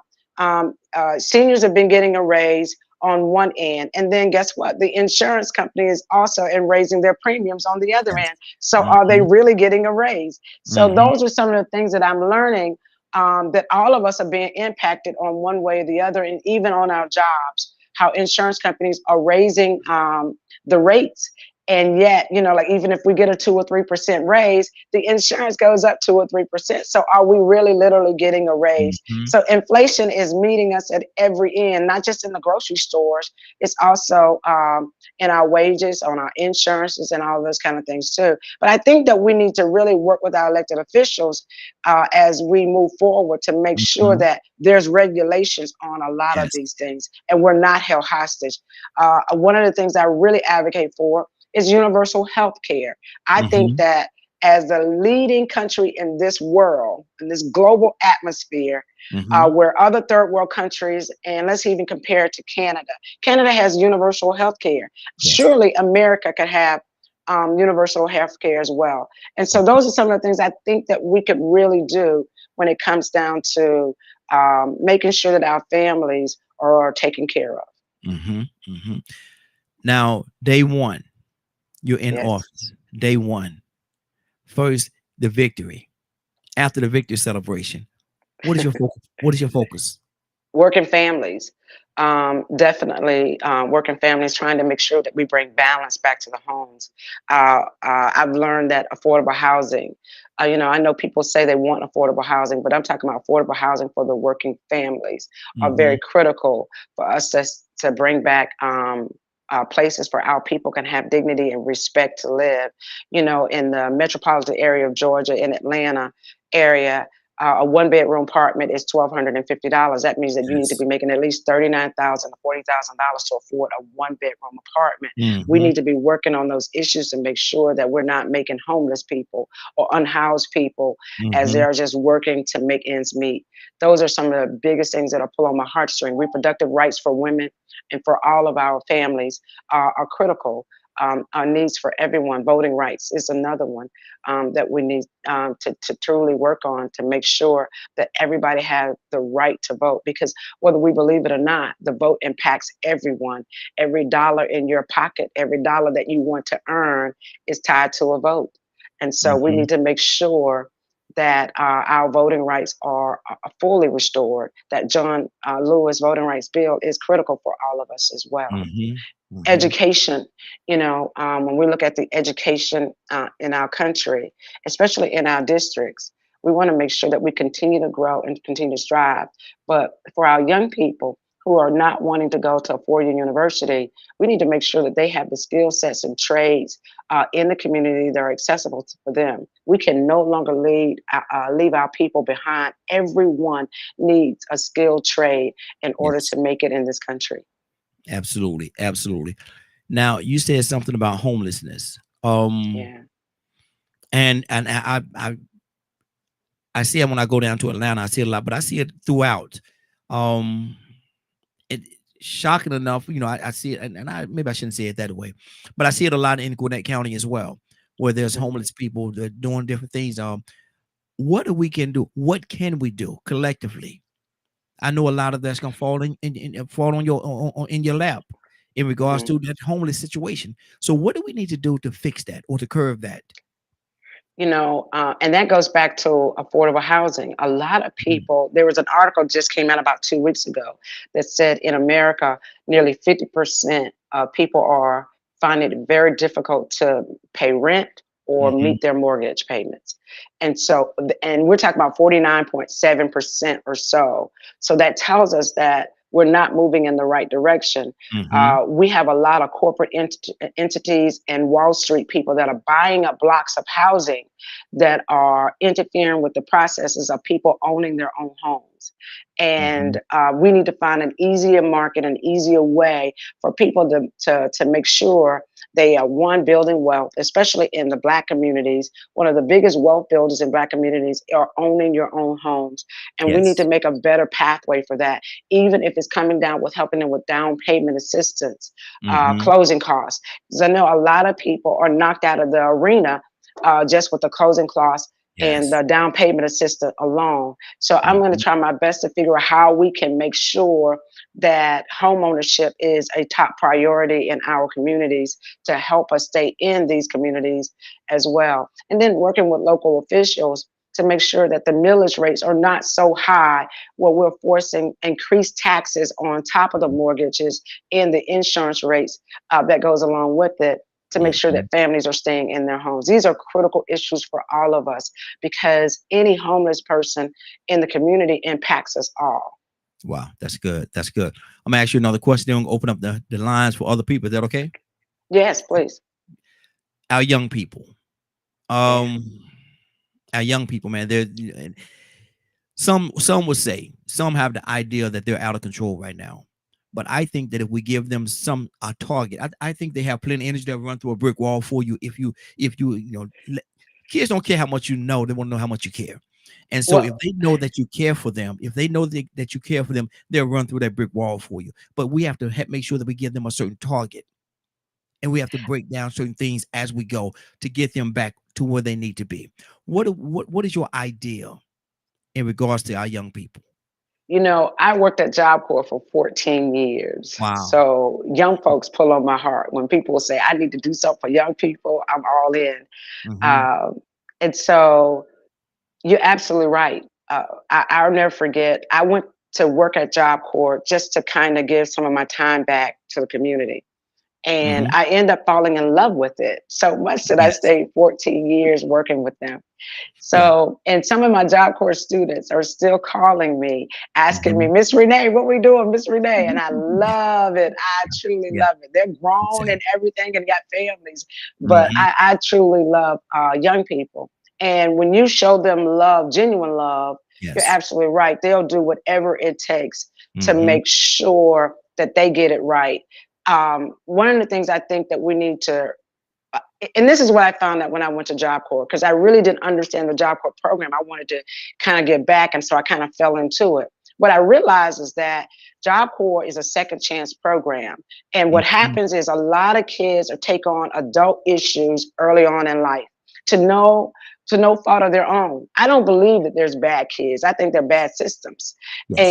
and I think that we set up systems for young people to fail, and sometimes it just happen in the household. If you have traumatized adults, you're going to raise traumatized kids. And Mhm. so we need to provide wraparound services in a lot of these communities where people are just struggling and trying to keep up. to make their ends meet. And so families, a lot of times they move from different communities to the next, and the kids go to this school and that school and they're transferring. So no stable environment. So when they go off to Job Corps, when they get there, we offer them a place to live, clothing, food, and education, and counseling, therapy for them, and then we try to address the needs of making sure they have a high school diploma and a skilled trade, so they can go back into the communities and be productive. And those are some of the things. Ain't no greater feeling in this world, and then they're helping your own people improve the lives of others. It's nothing greater to me than that. And I learned that early on in life. Like when I came out of law school, I worked for the Solicitor General's office. I didn't like it. No, my first job out of undergrad was political science. I was a graduate of political science. I was trying to get my master's, and a great guy. He passed on due to COVID, but got me a job in the prison. And in the Bureau of Prison, I got a job over in Virginia, and I hated it. Oh, can you say I hated it? Because what happened is I saw so many humans suffering, and I thought then, like, how can we help people not get to this stage in their life? And I know a lot of young men were selling drugs, or I mean, just like it was crimes or opportunities, because they came from impoverished areas and communities, and that was the only way they saw out how to be successful in their communities. And I didn't like that. I didn't like seeing human beings, nonviolent crimes, just encaged. That bothered me a lot. So I came back, and then I worked for the DA's office. I did an internship after I got out of law school, and I didn't like that either. I didn't like putting people in jail. And then I worked for the solicitor's office for a while. I didn't care for that. But when I went to Job Corps in the service industry, helping young people be productive, I fell in love with that kind of environment. And then I went on to be a city council person. I was elected for 3 terms. I enjoyed that. I loved it. And so I know that my place is really helping other people. I also work with the NAACP, and we help people all over the world who had situations, finding solutions for their problems, making sure that we were being productive in that community. So, you find your love language as you kind of like go through life. And one of my love languages is serving others. So I'm thoroughly enjoying this. And I really want to be a congresswoman who can really come back to the communities to make sure that we're being productive and improving the lives of our own people. Absolutely. Each one teach one so they can turn around and reach one. That's how the thing works. Okay, you're looking at the screen. Did you lose your volume? Can you hear me? Can you hear me? I can't hear you. Okay. Can you hear me now? Raheem, Yes. having Raheem, I think you're muted.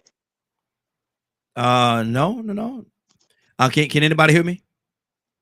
This is Mo. I can hear you. I can hear her too. Okay.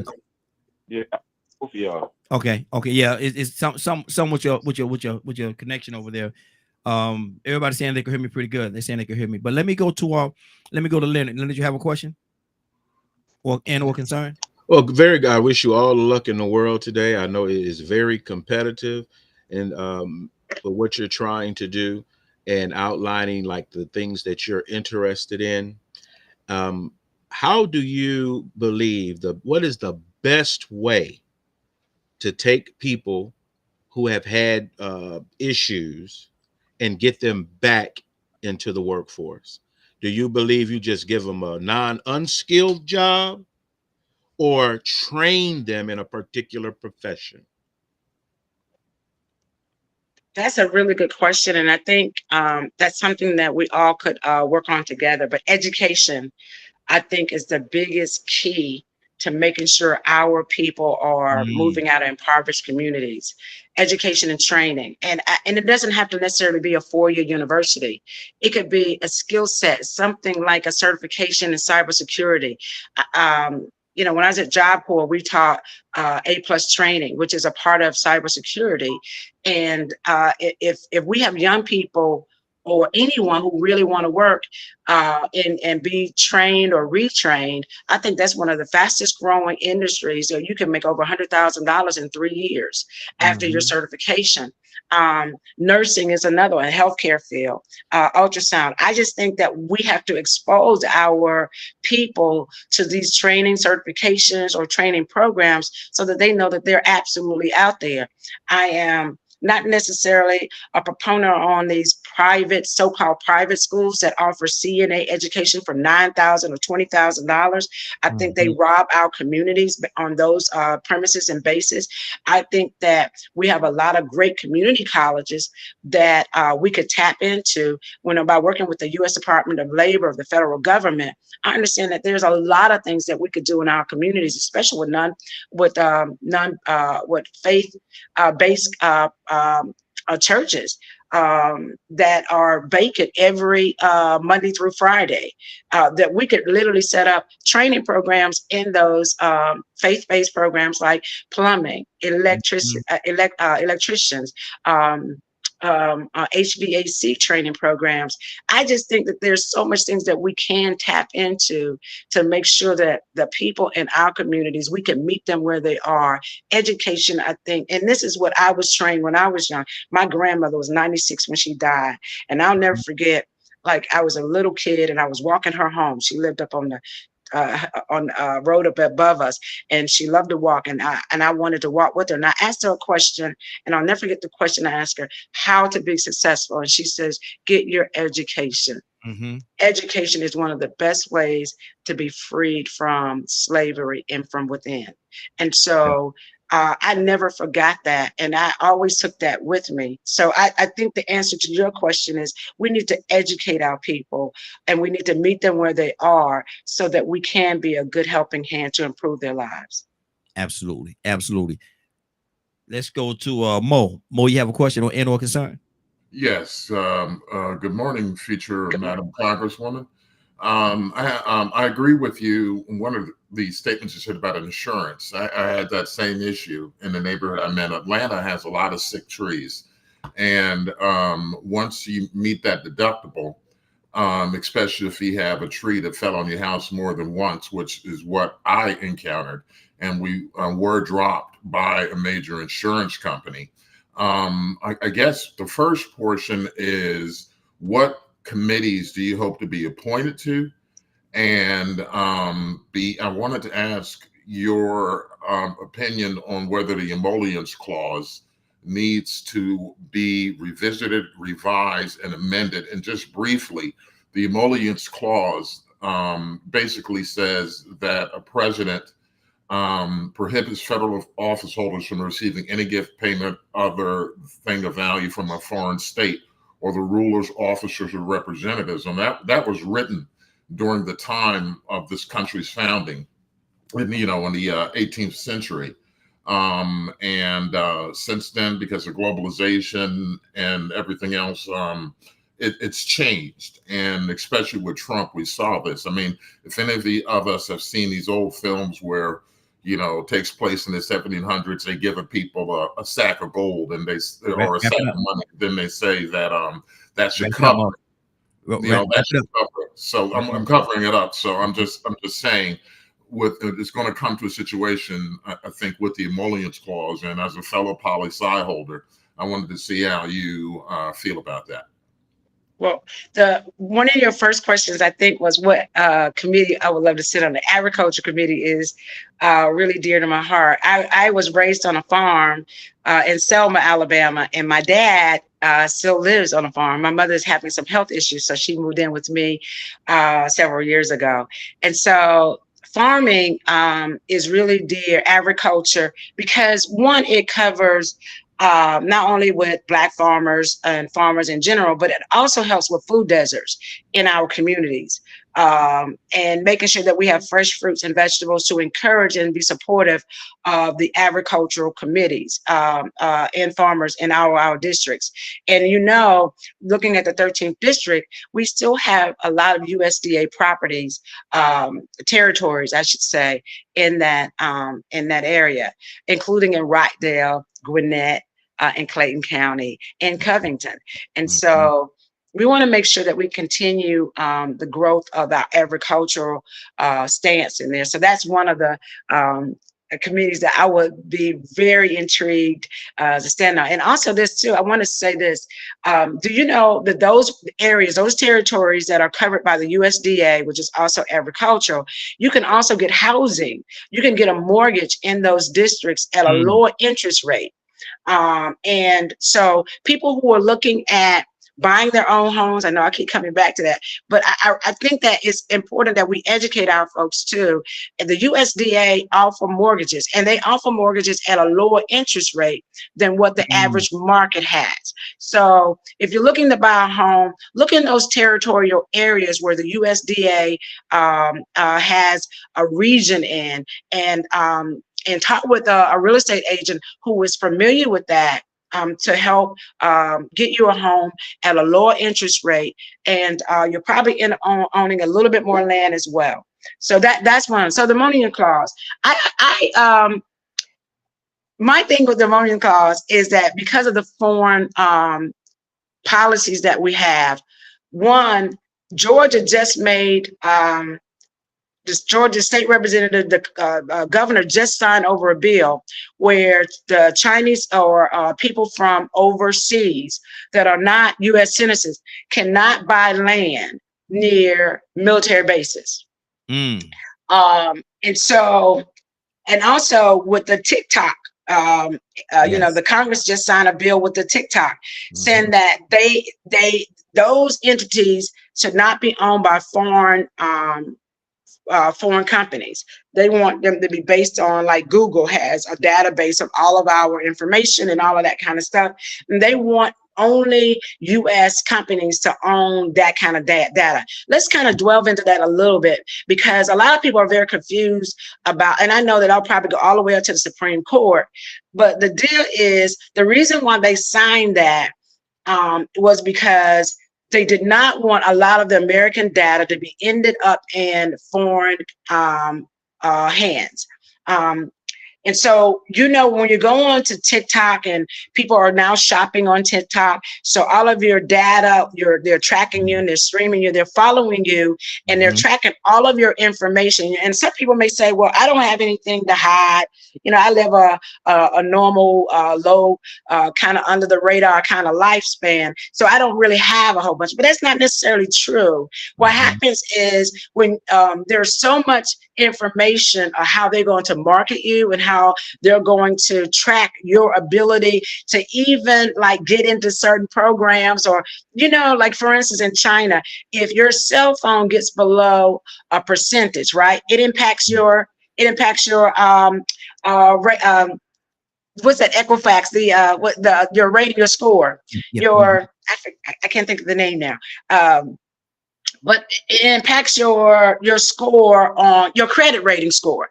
So you think that something so simple as letting your phone get below 20% will impact your scores. Remember when Trump was running the beginning, Russia kind of played a major role in the Facebook era, where they were sending out certain videos and subliminal messages to people to make sure that Trump was able to get into office. So what happens is when they track, like for instance, let's say if you like to buy a pair of Fruit of Balloons, and that's the only pair you like to buy. So what they'll do is they'll start tracking you, and they'll start sending you messages to kind of curb your process of thinking. And TikTok over in China is not the same TikTok that they have in the United States. So what happens is these platforms can be very dangerous. They can be very dangerous with all of your information being in the hands of your competitors like China and other countries. So I am very interested. I'm very interested in how we're going to proceed on certain things like that in Congress. I think that we need to be very careful of who we allow to have our data, because they do have influences. And if you don't believe that, think about the Cosby Show. Remember when the Cosby Show came into play, it was the first time ever we saw attorney, and a doctor, a black attorney, a doctor, 5 beautiful Mhm. kids, and they had family issues and problems. But guess what? Everybody wanted to be a Huxtable. And guess what? Mhm. Everybody wanted to kind of tune into that every Thursday night. Our families, we tuned in, and it was one of the best things that we could have Yes. ever had to show a Black unit family being Mhm. together, dealing with family issues in a kind of comedic kind of way, but yet serious on some of the surface areas. And we loved it. We embraced it. And it showed us that we can all be a family. And it showed us that we could be educated and trained and be sophisticated at the same time and have fun doing it. So the media plays a major role with people having certain data. Please don't think that when they show, it is really interesting. And when I was at the NAACP, I used to tell people all the time, there's always crime in all of our areas, right? Asian people Mhm. have crime, they commit crime against each other. Whites commit crime against each other. Blacks commit crimes against each other. But however, it seems to be perpetrated that blacks are the only ones that are committing the crimes. But you would think that based on what the media shows you.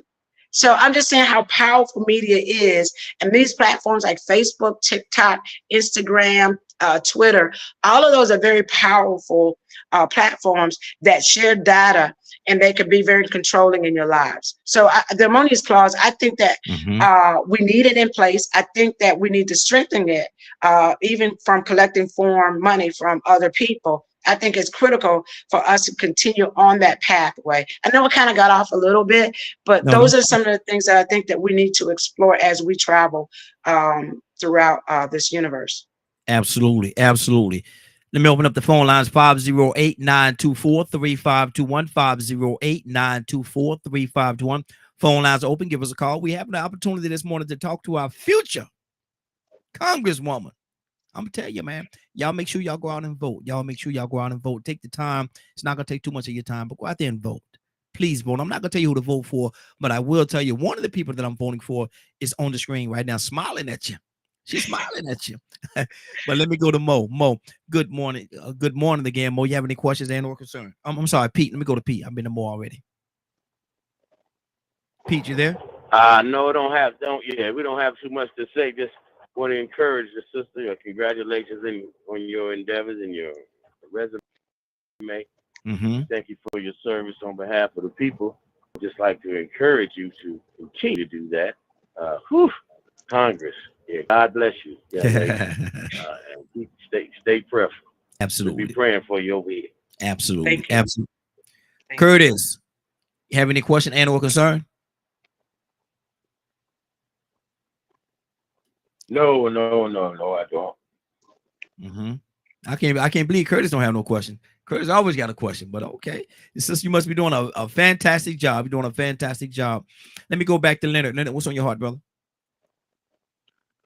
I think it's great that she's used mentioned the USDA, Mm-hmm. because there's a lot of opportunities there on helping people, especially deal with the homelessness.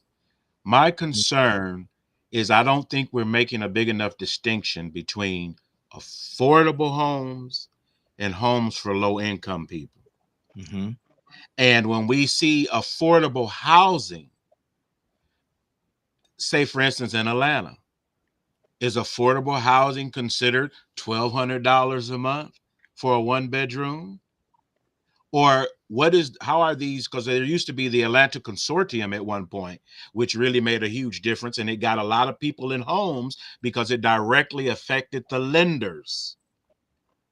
Now, how do we construct a program that actually address the issues of low income people who need homes?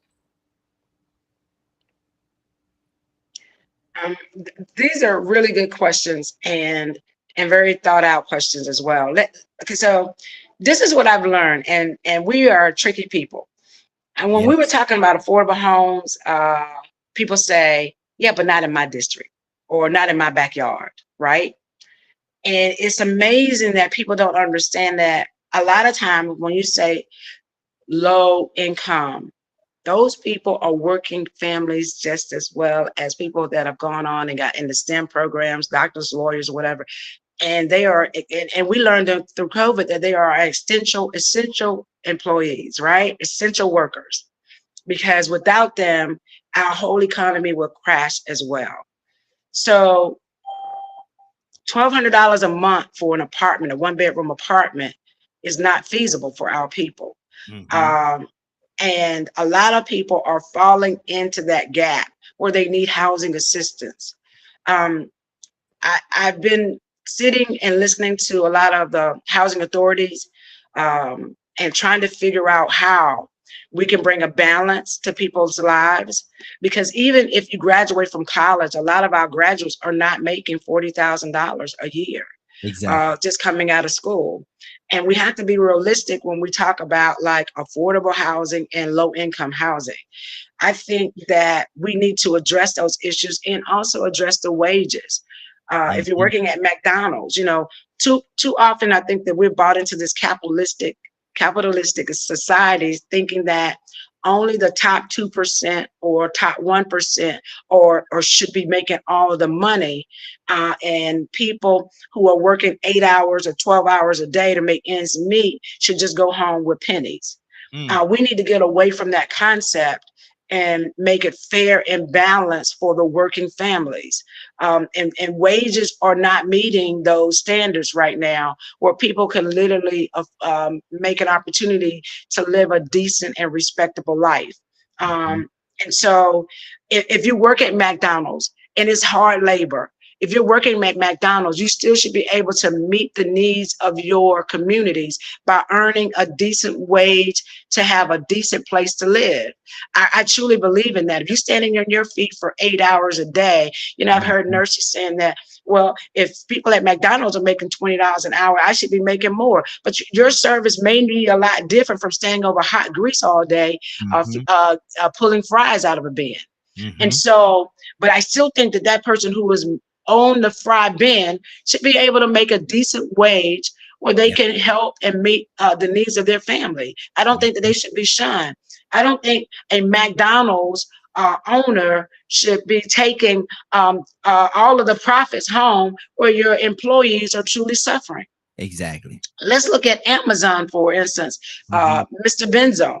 Mm. Mr. Benzo is making billions of dollars, but his employees are suffering to even buy transportation to get to work. And Mhm. then when you criticize them, and they want to unionize their a workplace, uh, what happens is they cut the hours back so that they don't have to have full-time benefits. So, Mhm. but Benzo is making billions of dollars where he'll never be able to spend that money in his lifetime. Yeah. He'll never be able to spend that. Mhm. Capitalism is real in this country, and it should not be that so easy where we dismiss it. Mhm. People who work at Amazon deserve fair wages. And when you look at like the CEOs and they're making millions of dollars because they've kept wages low, to me is ridiculous. Mhm. Young people should be able to work an honest and decent wage and bring home a living wage where they can afford to pay rent. And Exactly. right now, a lot of people are finding it very difficult to do. Wow, that's good. That's good. I'm loving it, sis. I'm loving it. We got another caller, Rico. Actually, another person on video with us, Rico. Good morning, sir. How you doing this morning, Rico? You there? Okay, Rico may have stepped away for a second. Toussaint, question and or concern, sir. Oh, I was just thinking sometimes we expect the person to do something because we don't know their job, or some people get it. So um, I remember the song Conjunction Junction, what's your function? What is, so that people won't misunderstand, or my opinion, me myself, what's the job of a congresswoman, man, congressman? So in understanding what is the task that you have ahead of you. Because I was listening at Raheem say day one, after the victory, um, what next? And you said family. And so do we have time to celebrate? So those two questions, I guess that's two questions. Do we have time to celebrate? And what is the duty of the Congress? Raheem, Yes. I could hardly hear him. Can you repeat the questions for him, please? Yeah, he was saying he was it was two part question. One was what are your responsibility of a congressperson? Tucson, what was the second part of the question? All right. So, In light of everything that has to be done, the second one is, in light of everything that has to be done and the task ahead, is there even time to celebrate victory? How do you celebrate after everything has been said and done? Are you going to even have time to celebrate the victory? I don't think so. Let me tell you what I find happiness in is that along this journey, asking people to vote and meeting and being engaged in the community, a lot of times being the only congressional person in the 13th district out in the community, meeting residents. What I find is that I am really happy and I'm celebrating along the way with the residents as I'm engaging with them. Mm. I don't know. I don't know about a big celebration. I'm not that kind of person that does the big celebrations. Yeah. I like to kind of. I'm the person that likes to give a little hug, and I try my best to smile every day and enjoy the journey on the way. And I think, and I'm not saying that there's always highs because there's some valleys in this process as well. But so I've been trying my best to enjoy the journey and celebrate the small victories as we move forward.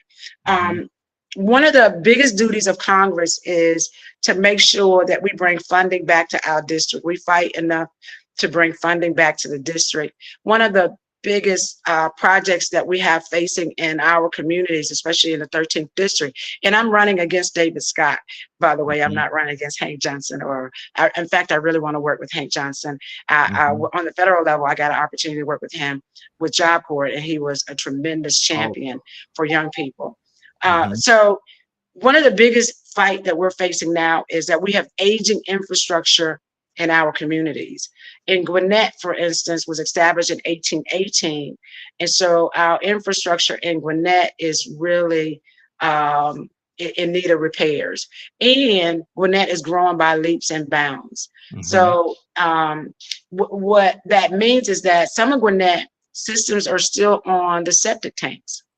And so we need to come in and help with repiping, water systems and sewer system, because if not, those initiatives, those repairs will fall directly on the residents, those taxes for that infrastructure. And I want to continue to help bring funding into that. Transportation is also critical for people to be able to get around in Gwinnett as well. From that, a lot of people are talking about that 85 corridor, how it's impacting how we get in and out. It impacts the quality of your life, actually.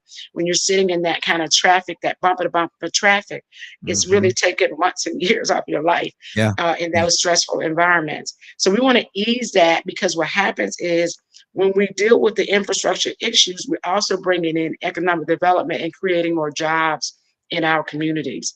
So those are some of the first things that we're doing. So Congress, we legislate, we appropriate, and we make sure that we address the needs of our community. So anything that's on the federal level, that's what Congress does, making sure that the funding is there by the appropriations in the Means Committee.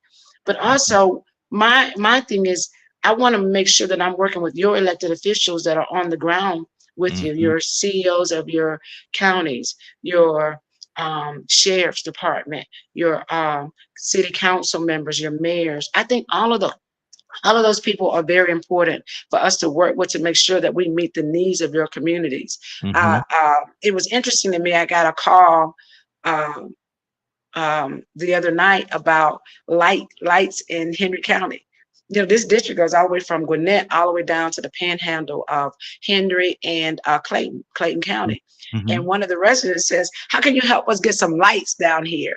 And I was like, well, that we have to work with our CEO of Henry County and our county commissioners and the city council members and mayors to make sure that we have lighting in those areas, because the people are moving in these spaces very rapidly, and they want to see, like, they don't want to see a dark city. They want their city illuminated so that when they're traveling through, they feel a little safer. So those are some of the things that we need to work on in Congress to make sure that we have that coalition and we're working on the needs of all of our residents. And one way we're not going to do that is building a collaboration with the people that you have elected. Exactly. Sounds to me like, since you're gonna be very busy, there's a lot of work to be done. So what is it? What is your drive and your motivation to continue to do the work? Because you've done, you told me, you told us about the path that got you to where you are right now. And there's a lot of work in that path, in that journey. So what is the passion that keeps you going? I don't know. It's like, I'm really excited about being your congressperson. And one of the things I truly love is it brings me joy to improve the lives of our own people in our own communities. So often I hear young people and people say, we elect these people and nothing ever changes. I want to be that change that people are asking for. I served as city council member for 10 years, was elected 3 terms, and I made a difference in our communities. And I know when I prayed to God, I asked God to let me make that difference. And so I'm challenged and I'm charged and I'm excited with the energy to be engaged in these communities and making sure. One of my residents called me yesterday and said, Miss Rene, can you come by the house? My granddaughter just graduated from college and she got all of these awards and I want to share them with you. I got them on my phone, so I don't know how. He's an older gentleman, he's in his 80s. He said, I don't know how to transfer them to you so that you can see. So you come by, I want you to come by here and I want you to see what my granddaughter has done. And that, when my thing was like, you sowed good seeds, and I want to celebrate him because he's helped his granddaughter, even if it was just by encouraging words, even if it was because I remember when I was in school, and I remember I was tough, and I remember when things got tough, I wanted to hear my grandmother's voice. I picked up the phone and my grandma was like, baby, she was like, baby, it's going to be all right. And something about her saying, she didn't have, now let me tell you, my grandmother was not a wealthy woman, but it was something about her soothing voice on the other end of that phone I had a tough and rough day, standing in these long lines trying to get registered. I'll never get that. I called my Medea. And I said, it's been rough. She says, tongue and teeth fall out sometimes. Tongue and teeth fall out sometimes, but they got to get along. And what happens is, just because you're having this little rough patch doesn't mean that you give up. You just keep pushing on along, keep going. And I did. So it's something about this man who was a resident and said, come by and see that. And so I'm excited. Those are the kind of joyful things that I get. Those are things I celebrate because I think that they're genuine. And guess what? And people want to share their successes with you. And so Mr. Walker, I call him Papa Walker. I met him over 10 years ago when I was running, and he called me with, these are his concerns. And he called me. And sometimes I can get things fixed immediately, public works or whatever. But the fact is, he never gave up on me. And I never gave up on our communities to make sure that they're better. So those are things I'm charged with and I'm excited about doing in Congress, taking that same passion to Congress with us. Every now and then I come up with a very weird question. And I think it just came to me a second ago, a very weird question. Can I ask you a weird question? Yes. Okay. If you could step outside of yourself and ask yourself a question, what would be that question? Ooh, that's a good one. I've been on the phone since 5:30 this morning. And that's a good question. That's a really good question. What's the question I would ask myself? Sometimes I don't have the answers to everything, right? Mm-hmm. And I sit still and it comes, right? And Yes. because I'm solution driven. I'm not like I'm not one of those person, like for instance, when I had bosses, right? Mm-hmm. And I see a problem. I'm the person that says, okay, there's an issue or concern here, there's a problem, but I'm also going to bring you the solution. Mm-hmm. Uh, if I had to ask myself a question, I don't know. That's a really good one. Mm-hmm. When am I going to get a new car? I guess I don't know. I don't know because I love my 2008 Honda Accord. My Mm-hmm. friends are asking me that same question. Karen, you need a new car, and I'm like, no, I love that car. I don't Mm-hmm. know. I just want all the people around me to be okay. Okay. My communities. When I hear people are in need, Mm-hmm. I don't know where that drive comes from, but I love serving others. So I don't. I guess the question I would ask myself today is, when are you going to rest? Like get a little sleep or something Yeah. like that. But Mm-hmm. I don't know. I don't know. That's a good question, though. That's a really good question. See, that's why I love my weird questions. My weird questions get the best That's a hard one responses. too. Exactly. Leonard, you had a question? Yes. What is your stance on reparations? Oh, I think that it's way overdue. To be honest with you, we're in 2024. Other groups have received reparations.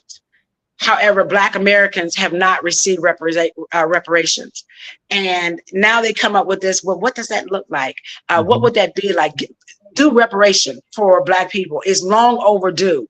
Uh, somebody said to me the other day that in 30 years, everybody be Black.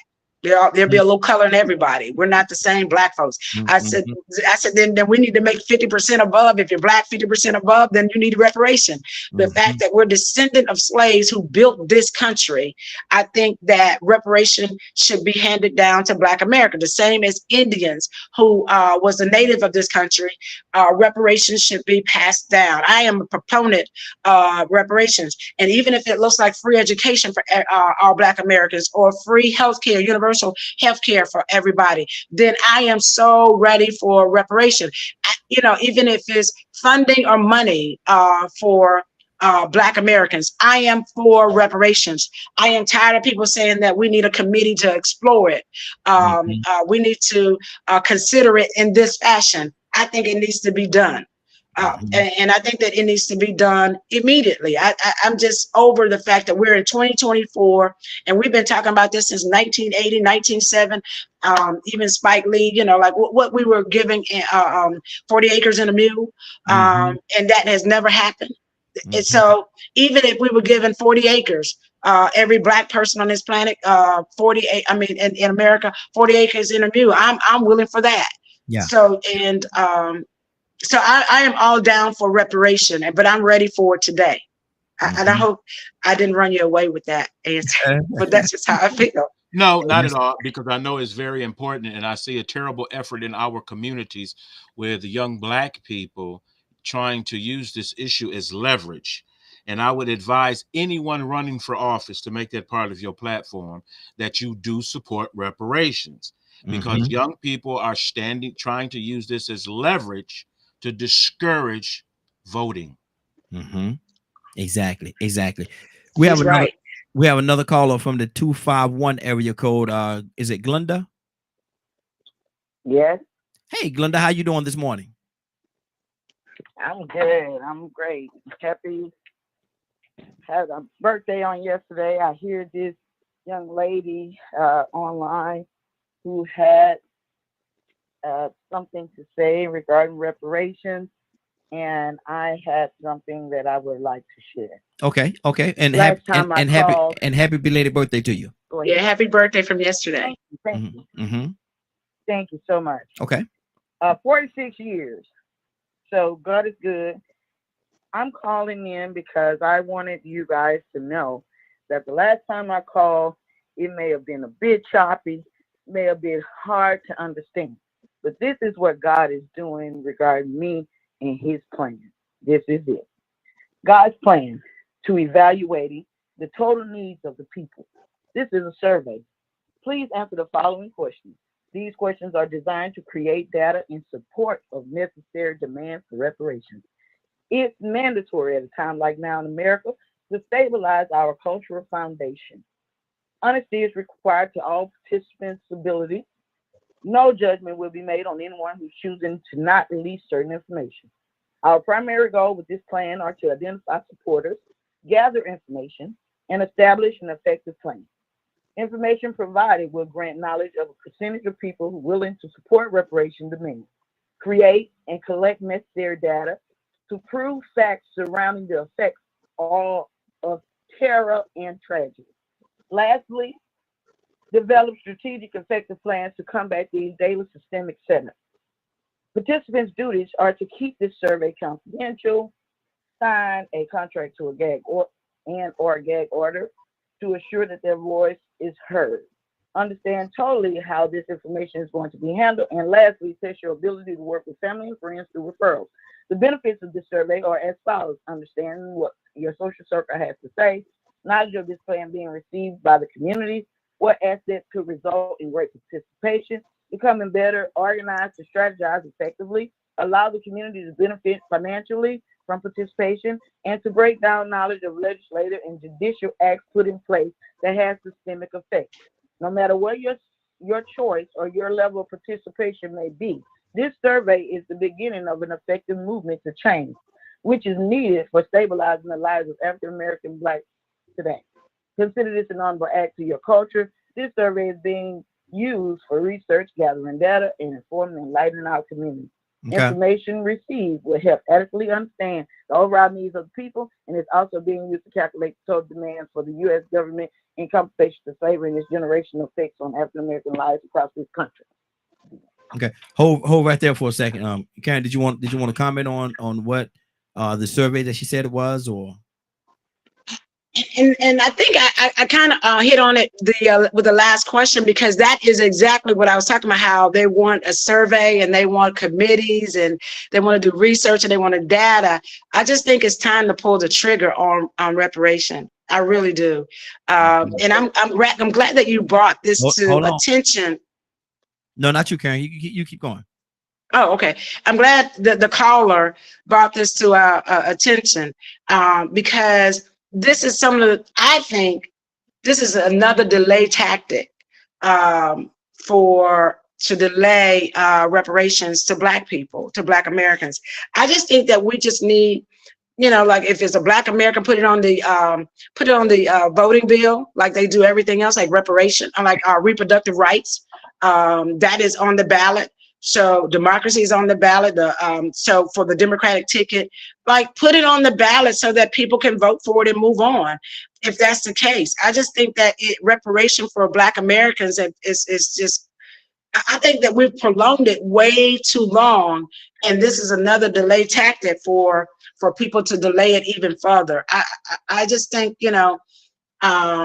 they gave Asians reparations, they gave the Indians reparations. And I just think that, Blacks built this country and enslaved factors, and we're still, in a lot of ways, being oppressed now, if you really ask me. So I just think that I like what you just read. I've read that survey. I just think it's just another delay tactic for them to keep kicking the can down the road so that they will not do or provide reparations for African Americans. This is how I feel about it. Absolutely. Hold right there. We got to keep. Hold on, Miss Karen. Hold on. We got to keep it going. We got a couple other people on here. Let me go to Rico. Good morning, sir. How are you doing this morning? I can't complain. Can y'all hear me? Yes, sir. Yes. Loud and clear. Loud and clear. What's on your heart, brother? I heard you speaking earlier about the traumatized parents raising traumatized children and the housing situation. But I was wondering, because there have been plenty of efforts made to reform family courts. And as I've witnessed with my own eyes, nowadays, parents are being held accountable for neglectful parenting. Truancy, they're not being held accountable for truancy. What efforts would you make to sort of change that system that you spoke of that is enabling or allowing these situations to happen with these children? Because as of now, I'm a father. Go ahead. I'm sorry. With my son, and I'm meeting more and more parents as seeming to become victims of family courts instead of instead of becoming helped the way that they should. And more schools or more laws is not holding the parents accountable for being neglectful parents. What would you do, or what could we do to change the system that's in place? I think I think this is something we need to be addressing on a daily basis, actually. I don't believe that they're bad kids. I think they're bad systems. I want to keep saying that. I think that the way we're set up the school systems now is we talk about equal, but we don't talk about equitable. And what I mean by that is this: a lot of times when you have impoverished areas or impoverished communities, wraparound services are not provided. And I think in our educational systems, we need to be equitable. What I mean by that is, I'm just going to take a community, like let's say in Rockdale, we got the honey community, very influential homes, great schools that are out there. In Gwinnett, we have some great schools. Let's say even in Fulton County, you go to Alpharetta, you got schools that high schools or schools that look like college campuses, right? And they in the state gives one child $1 over in Alpharetta. Let's just say these college campus, high school campus that look like, college campuses. They give them $1. And then on the south side of town, where in impoverished neighborhoods, they give them $1 for every child. And I'm using that as an example. However, on the south side of town, when you have kids that are being having taken on adult issues at an early age, and I'm talking about serious adult issues where parents have trauma issues, passing on trauma issues to their children. And when they go to school, I'll never forget when I was working at Job Corps, this young kid was in class and threw a soda can at a teacher. I mean, gave a major outburst. And the child had never done that before. And they called me in because I had somewhat of a broken relationship with this young person. And I set the person down because I couldn't figure out what happened. But guess what? The night before, their entire house went up in flames, and everything they owned, she had on the back of her back, like she didn't have anything else, right? And so she didn't know how to deal with emotions, did not know how to deal with the conflict that was going on in her family. And even though Red Cross had put them up in a hotel, but she didn't know where she was going to end up the week after that. So I'm saying that because in school life, we have those same kind of issues with young people not understanding how to deal with the issues that they're facing and dealing with at home. I think we need wraparound services. And equitable means that we need more social workers in school. We need counselors. Right now, you have like one counselor to every 3 schools over on the south side of town. Meet the needs of our young people. And so when they act out because they don't know any better. I was raised at home with mama and daddy. At 5 o'clock, we had dinner on the table, and all of us had to sit and eat. It wasn't you eat rice and peas and somebody had McDonald's and that kind of stuff. They had one meal, one course for you, and you ate, and we had family discussions. Now, I understand that a lot of families are not like that today. So what happens is they don't get an opportunity to talk about the daily life of what was going on, or even help sort out some of the things that are going on in their heads, or even in their classrooms or community. So I believe that one of the best ways that we can help young people is making sure that we give them the resources that they need in school, making sure that we have social workers available, wraparound services for parents, even that, like even a job training program for adults who like missed out. Because you got kids now, young adults who are having kids dropping out of school, and they're trying to raise a family. I'll never forget in Job Corps where kids got pregnant and their parents said, you got to go, you got to get out of here. So where are you going to go at 14 years old and you're pregnant? Do you understand what I'm telling you? And these are real, true life experiences for some of our young kids. And so now you got a 14-year-old in a housing unit trying to raise a kid, and she hasn't even been raised herself. So I believe social services, we have to get back to accepting the fact that a lot of our young people need help in counseling, therapy, education, and you're right, making parents accountable. But the only way you can make parents accountable is you got to educate and train them as well. So that means the parents will also need wraparound services. This judicial system where kids got point systems in the state of Georgia, they got, you understand when I say point system? Let's say if they go and steal a car, then they get 3 points. But they got to get at least 13 to 23 points in order for them to be even dealt with. Because right now, they'll just get parents, you need to come get your kid. Little Johnny broke into a car, so he got 2 points for the night, and that. So I think that we need to be holding parents accountable as well. Like for instance, like perhaps put them in parenting classes to say, look, you know, what is going on in your household that you can't manage him. And I'll never forget. You remember that young lady that was in Atlanta? Her kid was shot up that night. And what happened was he had pulled a gun on someone. He was stealing a car or something. And she said, I begged for someone to help him because he was out of control at home. And I couldn't get him to behave at home. And I would go to work and he would leave. And he was like 13 or 14 years old. And he was doing gangster stuff. And finally, it caught up with him and he was killed. But she came to the city council meeting pleading. And I listened to that. And I was like, well, how could we have helped that situation, that household? And so many parents are dealing with those same issues at home. I remember when we imposed a curfew, when young folk wanted to tear up Camp Creek Parkway, they wanted to destroy the investment that we had made. And there was a shooting right after the AME, the movie that it let out. It was a shooting, and we called an emergency meeting. And we said, one thing we're going to do is we're going to work with the business people, but we're also going to work with the parents, and we're going to put a curfew in place. Now, a lot of parents said thank you. You know why they said thank you? Because they could tell their kid, you can't go out, you'll get arrested. And it was a form of boundaries that the city had put in place, and the parent can lean back on that boundaries and say, if you go out beyond 9 o'clock without another parent with you at your age, you're going to be in trouble.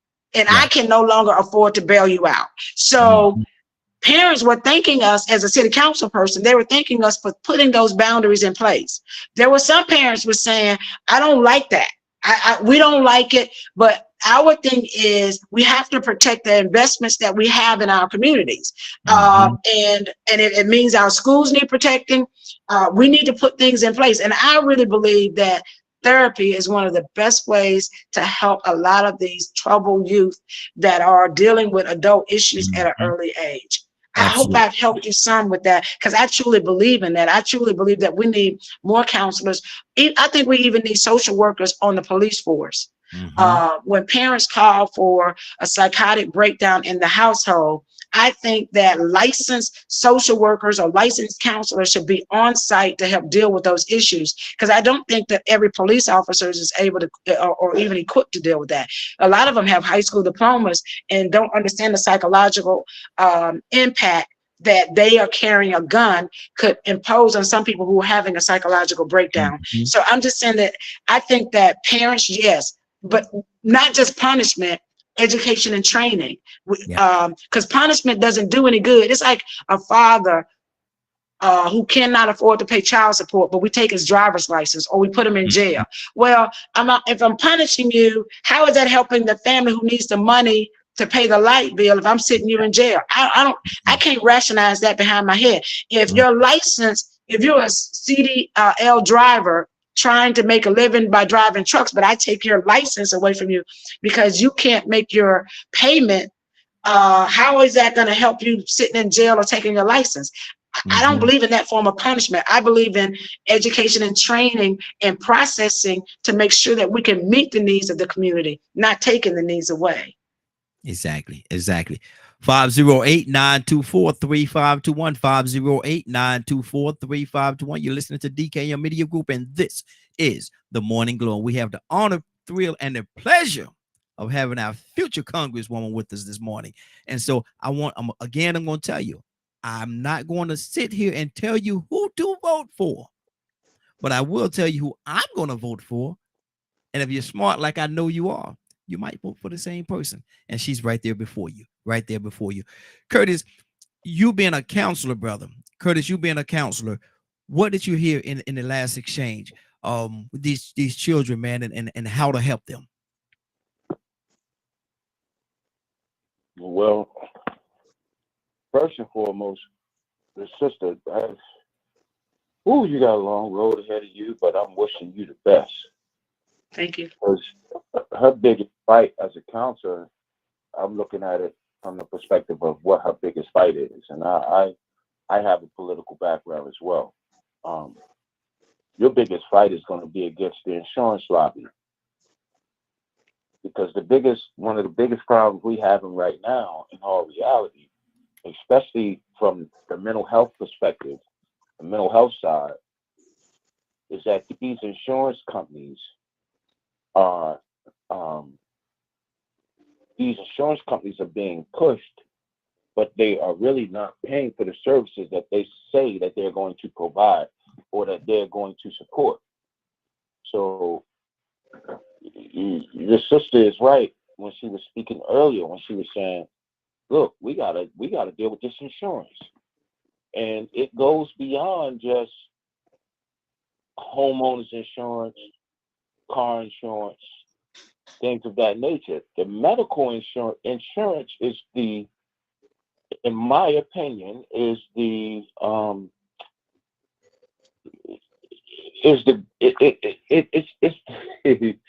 it's the most condoned racket in the United States. It is a racket. So I would love to stand in support of the sister with dealing with these insurance companies, because that is a large reason why folks are not seeking certain uh, certain medical issues and trying to tackle them, because they can't afford them. And the insurance is, you get up and you go to work 40 to 60 hours a week, you pay into an insurance that really does not cover the things that you need medically. So, even in setting up programs, we have to be very careful that the programs are not, and this is going to sound crazy when I say it, but we have to be very careful that if we're going to set up programs, that we issue the right money to support the program, because we can have programs all day, but if the programs are not properly funded, you will see such things as, just one to throw out there, is No Child Left Behind, where phenomenal program, but was it funded properly? No, it wasn't. It wasn't even funded a nook of the cranny of the pie that could even make the program effective. We have to really look at positive outcomes. We got to start looking at outcomes. You got a bunch of programs out here that is getting all of this money, millions and millions, multi-millions of dollars, who in all reality, their positive outcomes are strictly for paper. It's strictly for paper. And I could give you an example of a positive outcome that you would say, what? That's considered positive? But in that realm of programming and resource supportive services and resource services, yes, that's considered a positive outcome. So we really have to evaluate what are positive outcomes, which outcomes are productive to the society as a whole, and which outcomes are productive to the individuals, which then become productive to the society as a whole. Wrap it up, Curtis. I think she's on the right. I think she's on the right. I think she's on the right road. I just hope that she has the right people around her to support her in her quest, because people get phony when you start when somebody throw a couple of dollars their way and You know, they say they supporting you, but the whole while, you know, they the detriment to your cause. You Good know what I deal. mean? Good deal. I Good. don't have nothing else to say after that. All right, good deal. Karen? I value what you're saying. And remember, I have a law degree, but I chose to go to work for Job Corps, uh, turning down dollars that would, like my colleagues, they making a lot of money. I chose a pathway to serve our people because I really want to see us do good in this world. I really want our lives to improve. So it's not necessarily about the money for me. What it's about for me is like truly improving the lives of others. This call that I took at 5:30 this morning was from a dear friend of mine, and he called to say thank you. He said that one of your biggest supporters. I've never met this particular man, but I was telling him on the phone, I said, hey, you have a friend by the name of, and I gave him the friend's name. And he says, Karen, you don't know him, but what happened was during COVID, we got the NAACP, I wrote a grant, we got a grant and to help people assist them in paying their rent. And he said that, Karen, what you did was you helped pay the lady's rent. You saw where her children did not have tablets because they had closed the school system. And one of the initiatives that I came up with is we need to provide tablets for these young people, because if there's only one computer in the house and they got 3 or 4 kids, that means that a lot of our young people were going untrained at the moment because they had school that were like Zoom. They were Zoom classing over the internet. And so because I saw a lot of young people out playing. I'm thinking, like, we need to do something about this. And when I was asking the housing authority what happened, and they were saying a lot of kids doesn't have but one computer at home, and they have 3 and 4 kids at the house, and so they can only use it one at a time. And so I raised a lot of funding to make sure that we put tablets in the home. And so this man was saying that she not only cared about my daughter's rent, she made that my grandkids had tablets in the home so that they could continue the educational needs that they could be met, because I didn't want us to be lacking of. And then the daughter lost a job. I don't know this young lady. The daughter lost a job, but this was the conversation this morning. We made sure that she had food. We did food. I set up 2 food site distributions while as city council person, and one of them came directly out of my own pocket and funding, because I saw that there was a need in the community for young people to be tutored over the summer breaks. And we kept that going, and we had Clark students, University of Clark University students come in and tutor them on the weekends to make sure they were caught up for the week, so that these kids will go back and they wouldn't lose what they had learned. And so we continue that even till today. So I'm not really driven by funding. What I'm driven by is to make sure that our people lives are being improved, and we want to make sure all is well for our people in the community. So it's really critical for me. And that's what drives me every day. So this morning when that man called me, a good friend of mine called me, I literally was in tears, because it's nothing greater to me than helping improving the lives of others. And it was good to know that sometimes I can make an impact on people. Wow. Doesn't it feel good? Doesn't it feel good? Yeah, it does. It really does. And Raheem, tell them what you're doing for the kids during this summer. Tell them how you're trying to make an impact with just like changing a smile, adding a smile to young people's faces over the summer. And when I saw that, I was like, yeah, because that is a really good thing to do for young people. I remember my parents did that for us when we were kids. Wow. And what she's talking about, we actually and you all, I think y'all have heard it before. I said it on here several times before. We're trying on Tuesday, excuse me, June the 25th. She got me choked up. I'm trying to take underprivileged elementary kids on a free trip up to the age 11 to Six Flags over Georgia. We're trying to get 20 to 30 kids. We got people that's actually donating right now, and there's a way that you can donate as well. I would definitely put the information on the screen. So if you're interested in doing so, we certainly would could use your help. We could use your help, but we're trying to take these kids that in normal situations will not have an opportunity or just can't afford, their family just can't afford to take them to Six Flags. Some of them may live right around the corner from Six Flags, probably have to pass it all the time, but just can't go inside because they don't have the funding to do so. So we're trying to help them out in that regard. Let me go to Toya with the T. Pull the screen up. Pull the screen up. You ready now? Toya with the T. Good morning, young lady. How you doing this morning? Toya, are you there? Good morning. Good morning. How y'all There she doing? go. Hey, doing good, doing good. And, you ain't say it like you usually say it now. Okay, I know you're gonna run for president in a couple of years, so I think you're putting your presidential voice on right now. But right now we have this young lady. That's really just my tired voice, but Oh, okay. that's what it is. Good morning. Good morning. How y'all doing? There you go. Good morning. Doing good. We have this young lady. She's actually going to be our next congresswoman. She's running for office. Today is the day we need to get out there and vote. Do you have any questions and or concerns?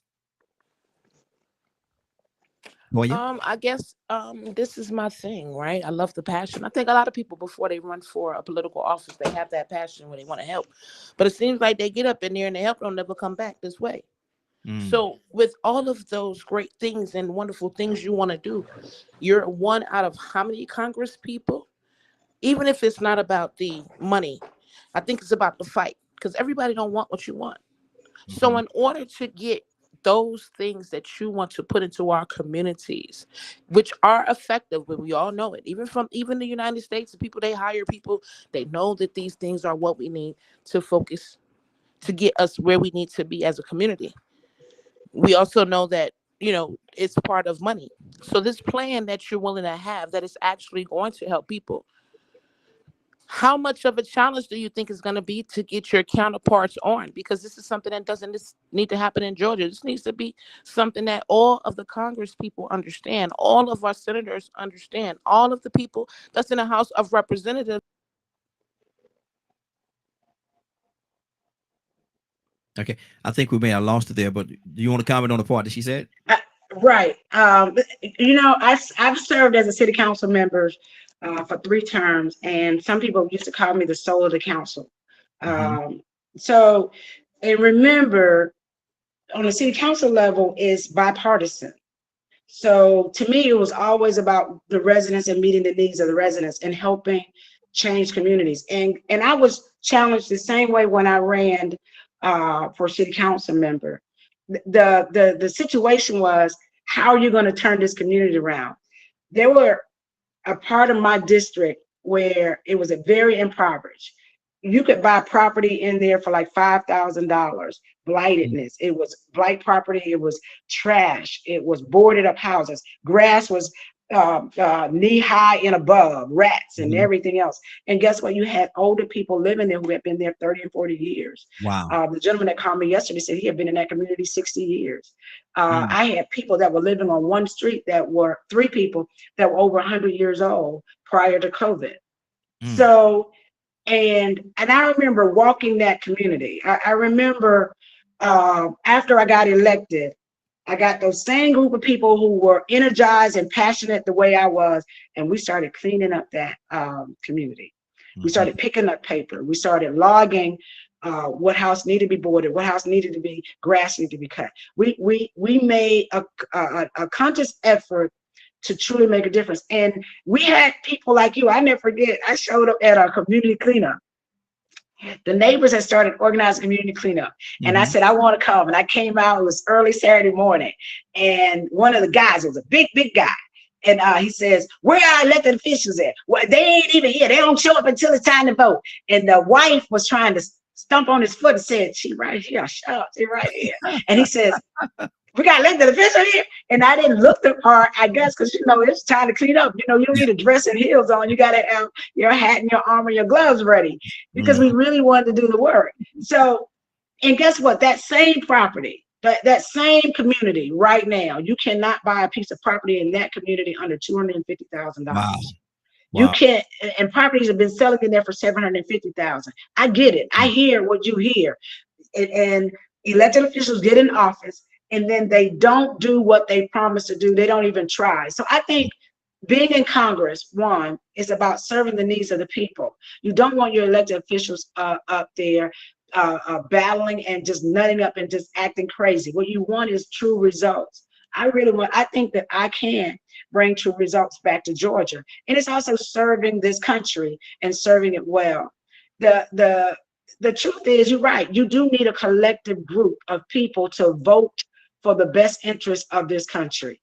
I think that we all working together, and that means it's not just my part. Because when I helped clean up my communities, I didn't do it by myself. I came with a team of people. Yes. And the residents in my community, I didn't want to let them down, and they held me accountable. If you call them and you talk with them, they'll tell you when you call her, she's going to answer the phone. We're going to make sure that your needs are being met. That's what you want in an elected official, being engaged in your community, coming through, making sure that they're listening to the residents and making sure not only they're listening, they're following through on what the residents want. Every community that in this 13th district is somewhat different. Gwinnett is way different from Clayton County. The needs there are much different from Clayton County. But guess what? All of us want at the end results a great place to live. You know, so I hear you, and you're right. It takes a collective effort for all. But this is what happens. You guys, y'all, we elect our elected officials and we say, off you go, and we want to see results. But working together, hand in hand, picking up the phone too, or saying, hey, where are we standing on these policies? Where are we going with this? Hold us accountable so that guess what, when my office, when you call the office, not only do we answer, we'll have some proven results for you, but we're also coming back to the community, hosting town hall meetings, educating and training and telling you what's really going on to make sure that you are aware, and so that you can continue to hold us accountable to make sure that your lives are changing and improving in the right direction. I really believe in that. Absolutely. Rico, you have any other question and or concern? Rico, you there? Leonard, talk to me. Like I said, I understand, the fight that's ahead of her and getting others to get on board with what she's trying to do. I'm a big supporter, excuse me, a big supporter of people getting involved and participating as an activist for so many years. And we meet these people to try to bridge the gap between the communities and the politician, and to get people to understand that if you're not voting, it's probably why you're not getting what you should be getting. If this young lady says this is what she's going to do, vote for her. Put her in office. If she don't do what she said, get her out of there. So make her prove to you what she says. And I think that's what's most important. Like I said, I'm going to go and vote for Mr. Baker because Hank Johnson is not on my ticket like he used to be. A big shout out to Hank Johnson and how he supports us and has for so long with keeping us informed about what he is doing in Congress and how we help and support him do what he's doing.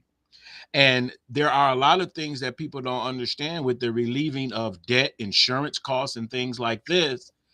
This young lady who's going for U.S. Congress still has to come back and work with Georgia. So we have to make sure that if we can't just jump on her back, we got to make sure that, one, we're also voting up the line for people that share the same goals as her. Absolutely. Like Hank Johnson says, hey, I'm moving, but this guy is going to still support the stuff and the programs that I've been working on all this time. So, and that helps continuity in these programs, because a lot of times when you say you want a program, how many people take advantage of the program? We can't just blame the politician. Did people meet the objectives they were supposed to meet? In the programs. Exactly. Did somebody go back and revisit the program to make sure it wasn't meeting the needs of the people that it was supposed to? So I like what she said about working hand in hand to get it done, because too often we think that, hey, we're going to send her to Congress and she's going to fix our life. I don't think that's the way it works. I really don't. Wow. So I do support you in your efforts, and I really do hope that you win. Absolutely. Absolutely. Leonard, stay with us, man. We're going to get you the prayers out today. Rico, you have a question and or concern? Rico, you there? Now Rico done left out and came right back in. I figured I'm good. Okay. Oh, okay, got you, got you. Okay, good deal, good deal. Let me see. It's already 10 o'clock. Let me see. We have Ibrahim. Ibrahim, good morning, sir. How you doing this morning? Good morning. Good morning.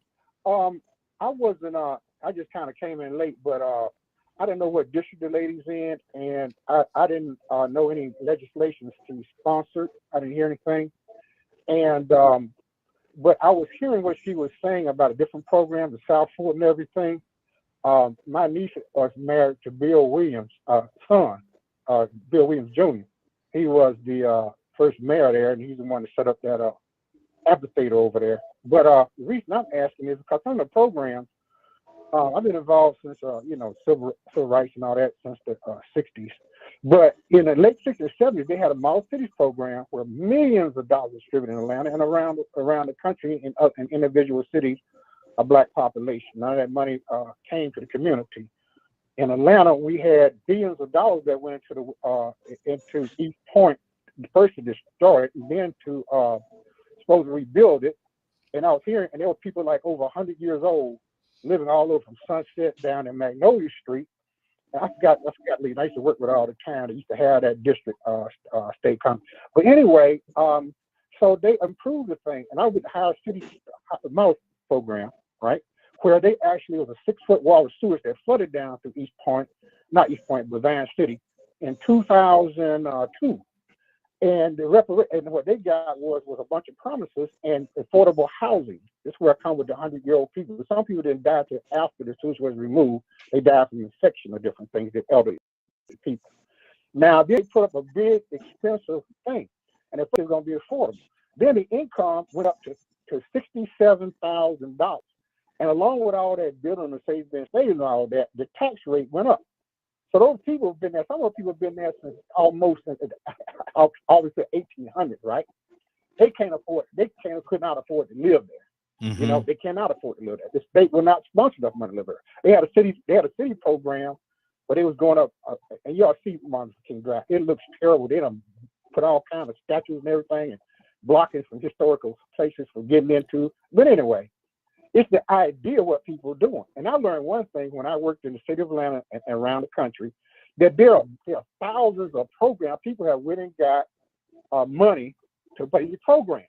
Like again, Van City is one point. But guess what? They only have limited sources, and when they start off, they go to the people and find the people. Now they don't go to people to find the people. They want the people to find them because they have a limited number of people they can serve. Okay, wrap it up for me, Ibrahim. Got to get out of here. Okay, wrap it up. No. What I'm saying is, with all good. Finish your thought, though. Finish your thought, brother.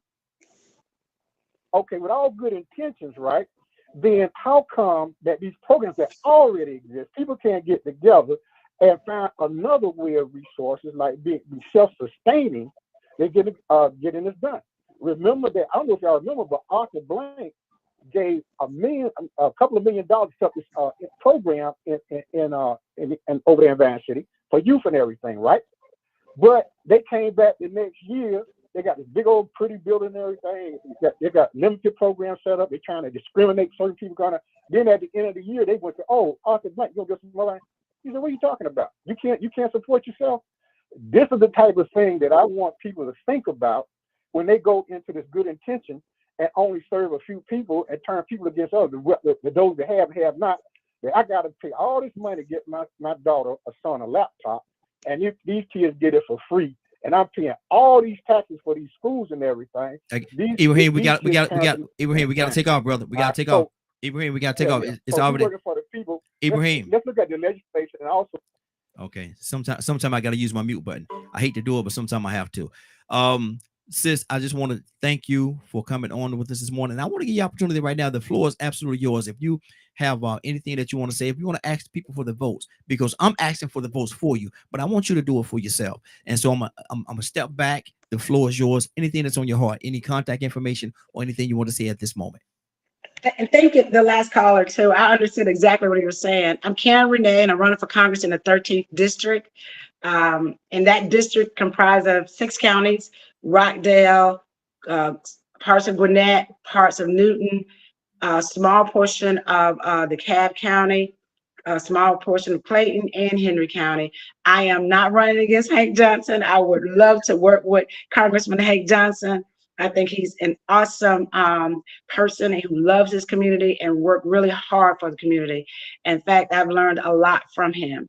I'm actually running against David Scott in that newly redrawn 13th district. I'm Karen Rene, and I want to say thank you to all the listeners this morning. I've had a great time answering your questions and being here on your platform. And I'm hoping that I could join you again. Please have me back. You have your audience is very well educated and trained, and they got good questions. And I truly enjoy being a part of this platform this morning. Hey, to God be the glory, sister. You know, you got a seat at the table. Whenever you want to come back, you got a seat at the table. You already know. You got a seat at the Thank table. you. Thank you. So go out and vote for Karen Rene. If you see my name on the ballot in any of those counties, please vote for Karen Rene. Absolutely. Absolutely. Later, I'm gonna give you double duty, brother. What's going on at 3 o'clock today? Because somebody was watching this broadcast and they said, God, my God, I missed them. They came on 8:30, quarter till, or whatever the case, but they missed a big part of it, and they want to hear the rest of it and hear it in its entirety. Later, is there a way you can help them out? If you did not get a chance to hear this show in its entirety, please log on to www.dkmmediagroup.com at 3 o'clock Eastern today.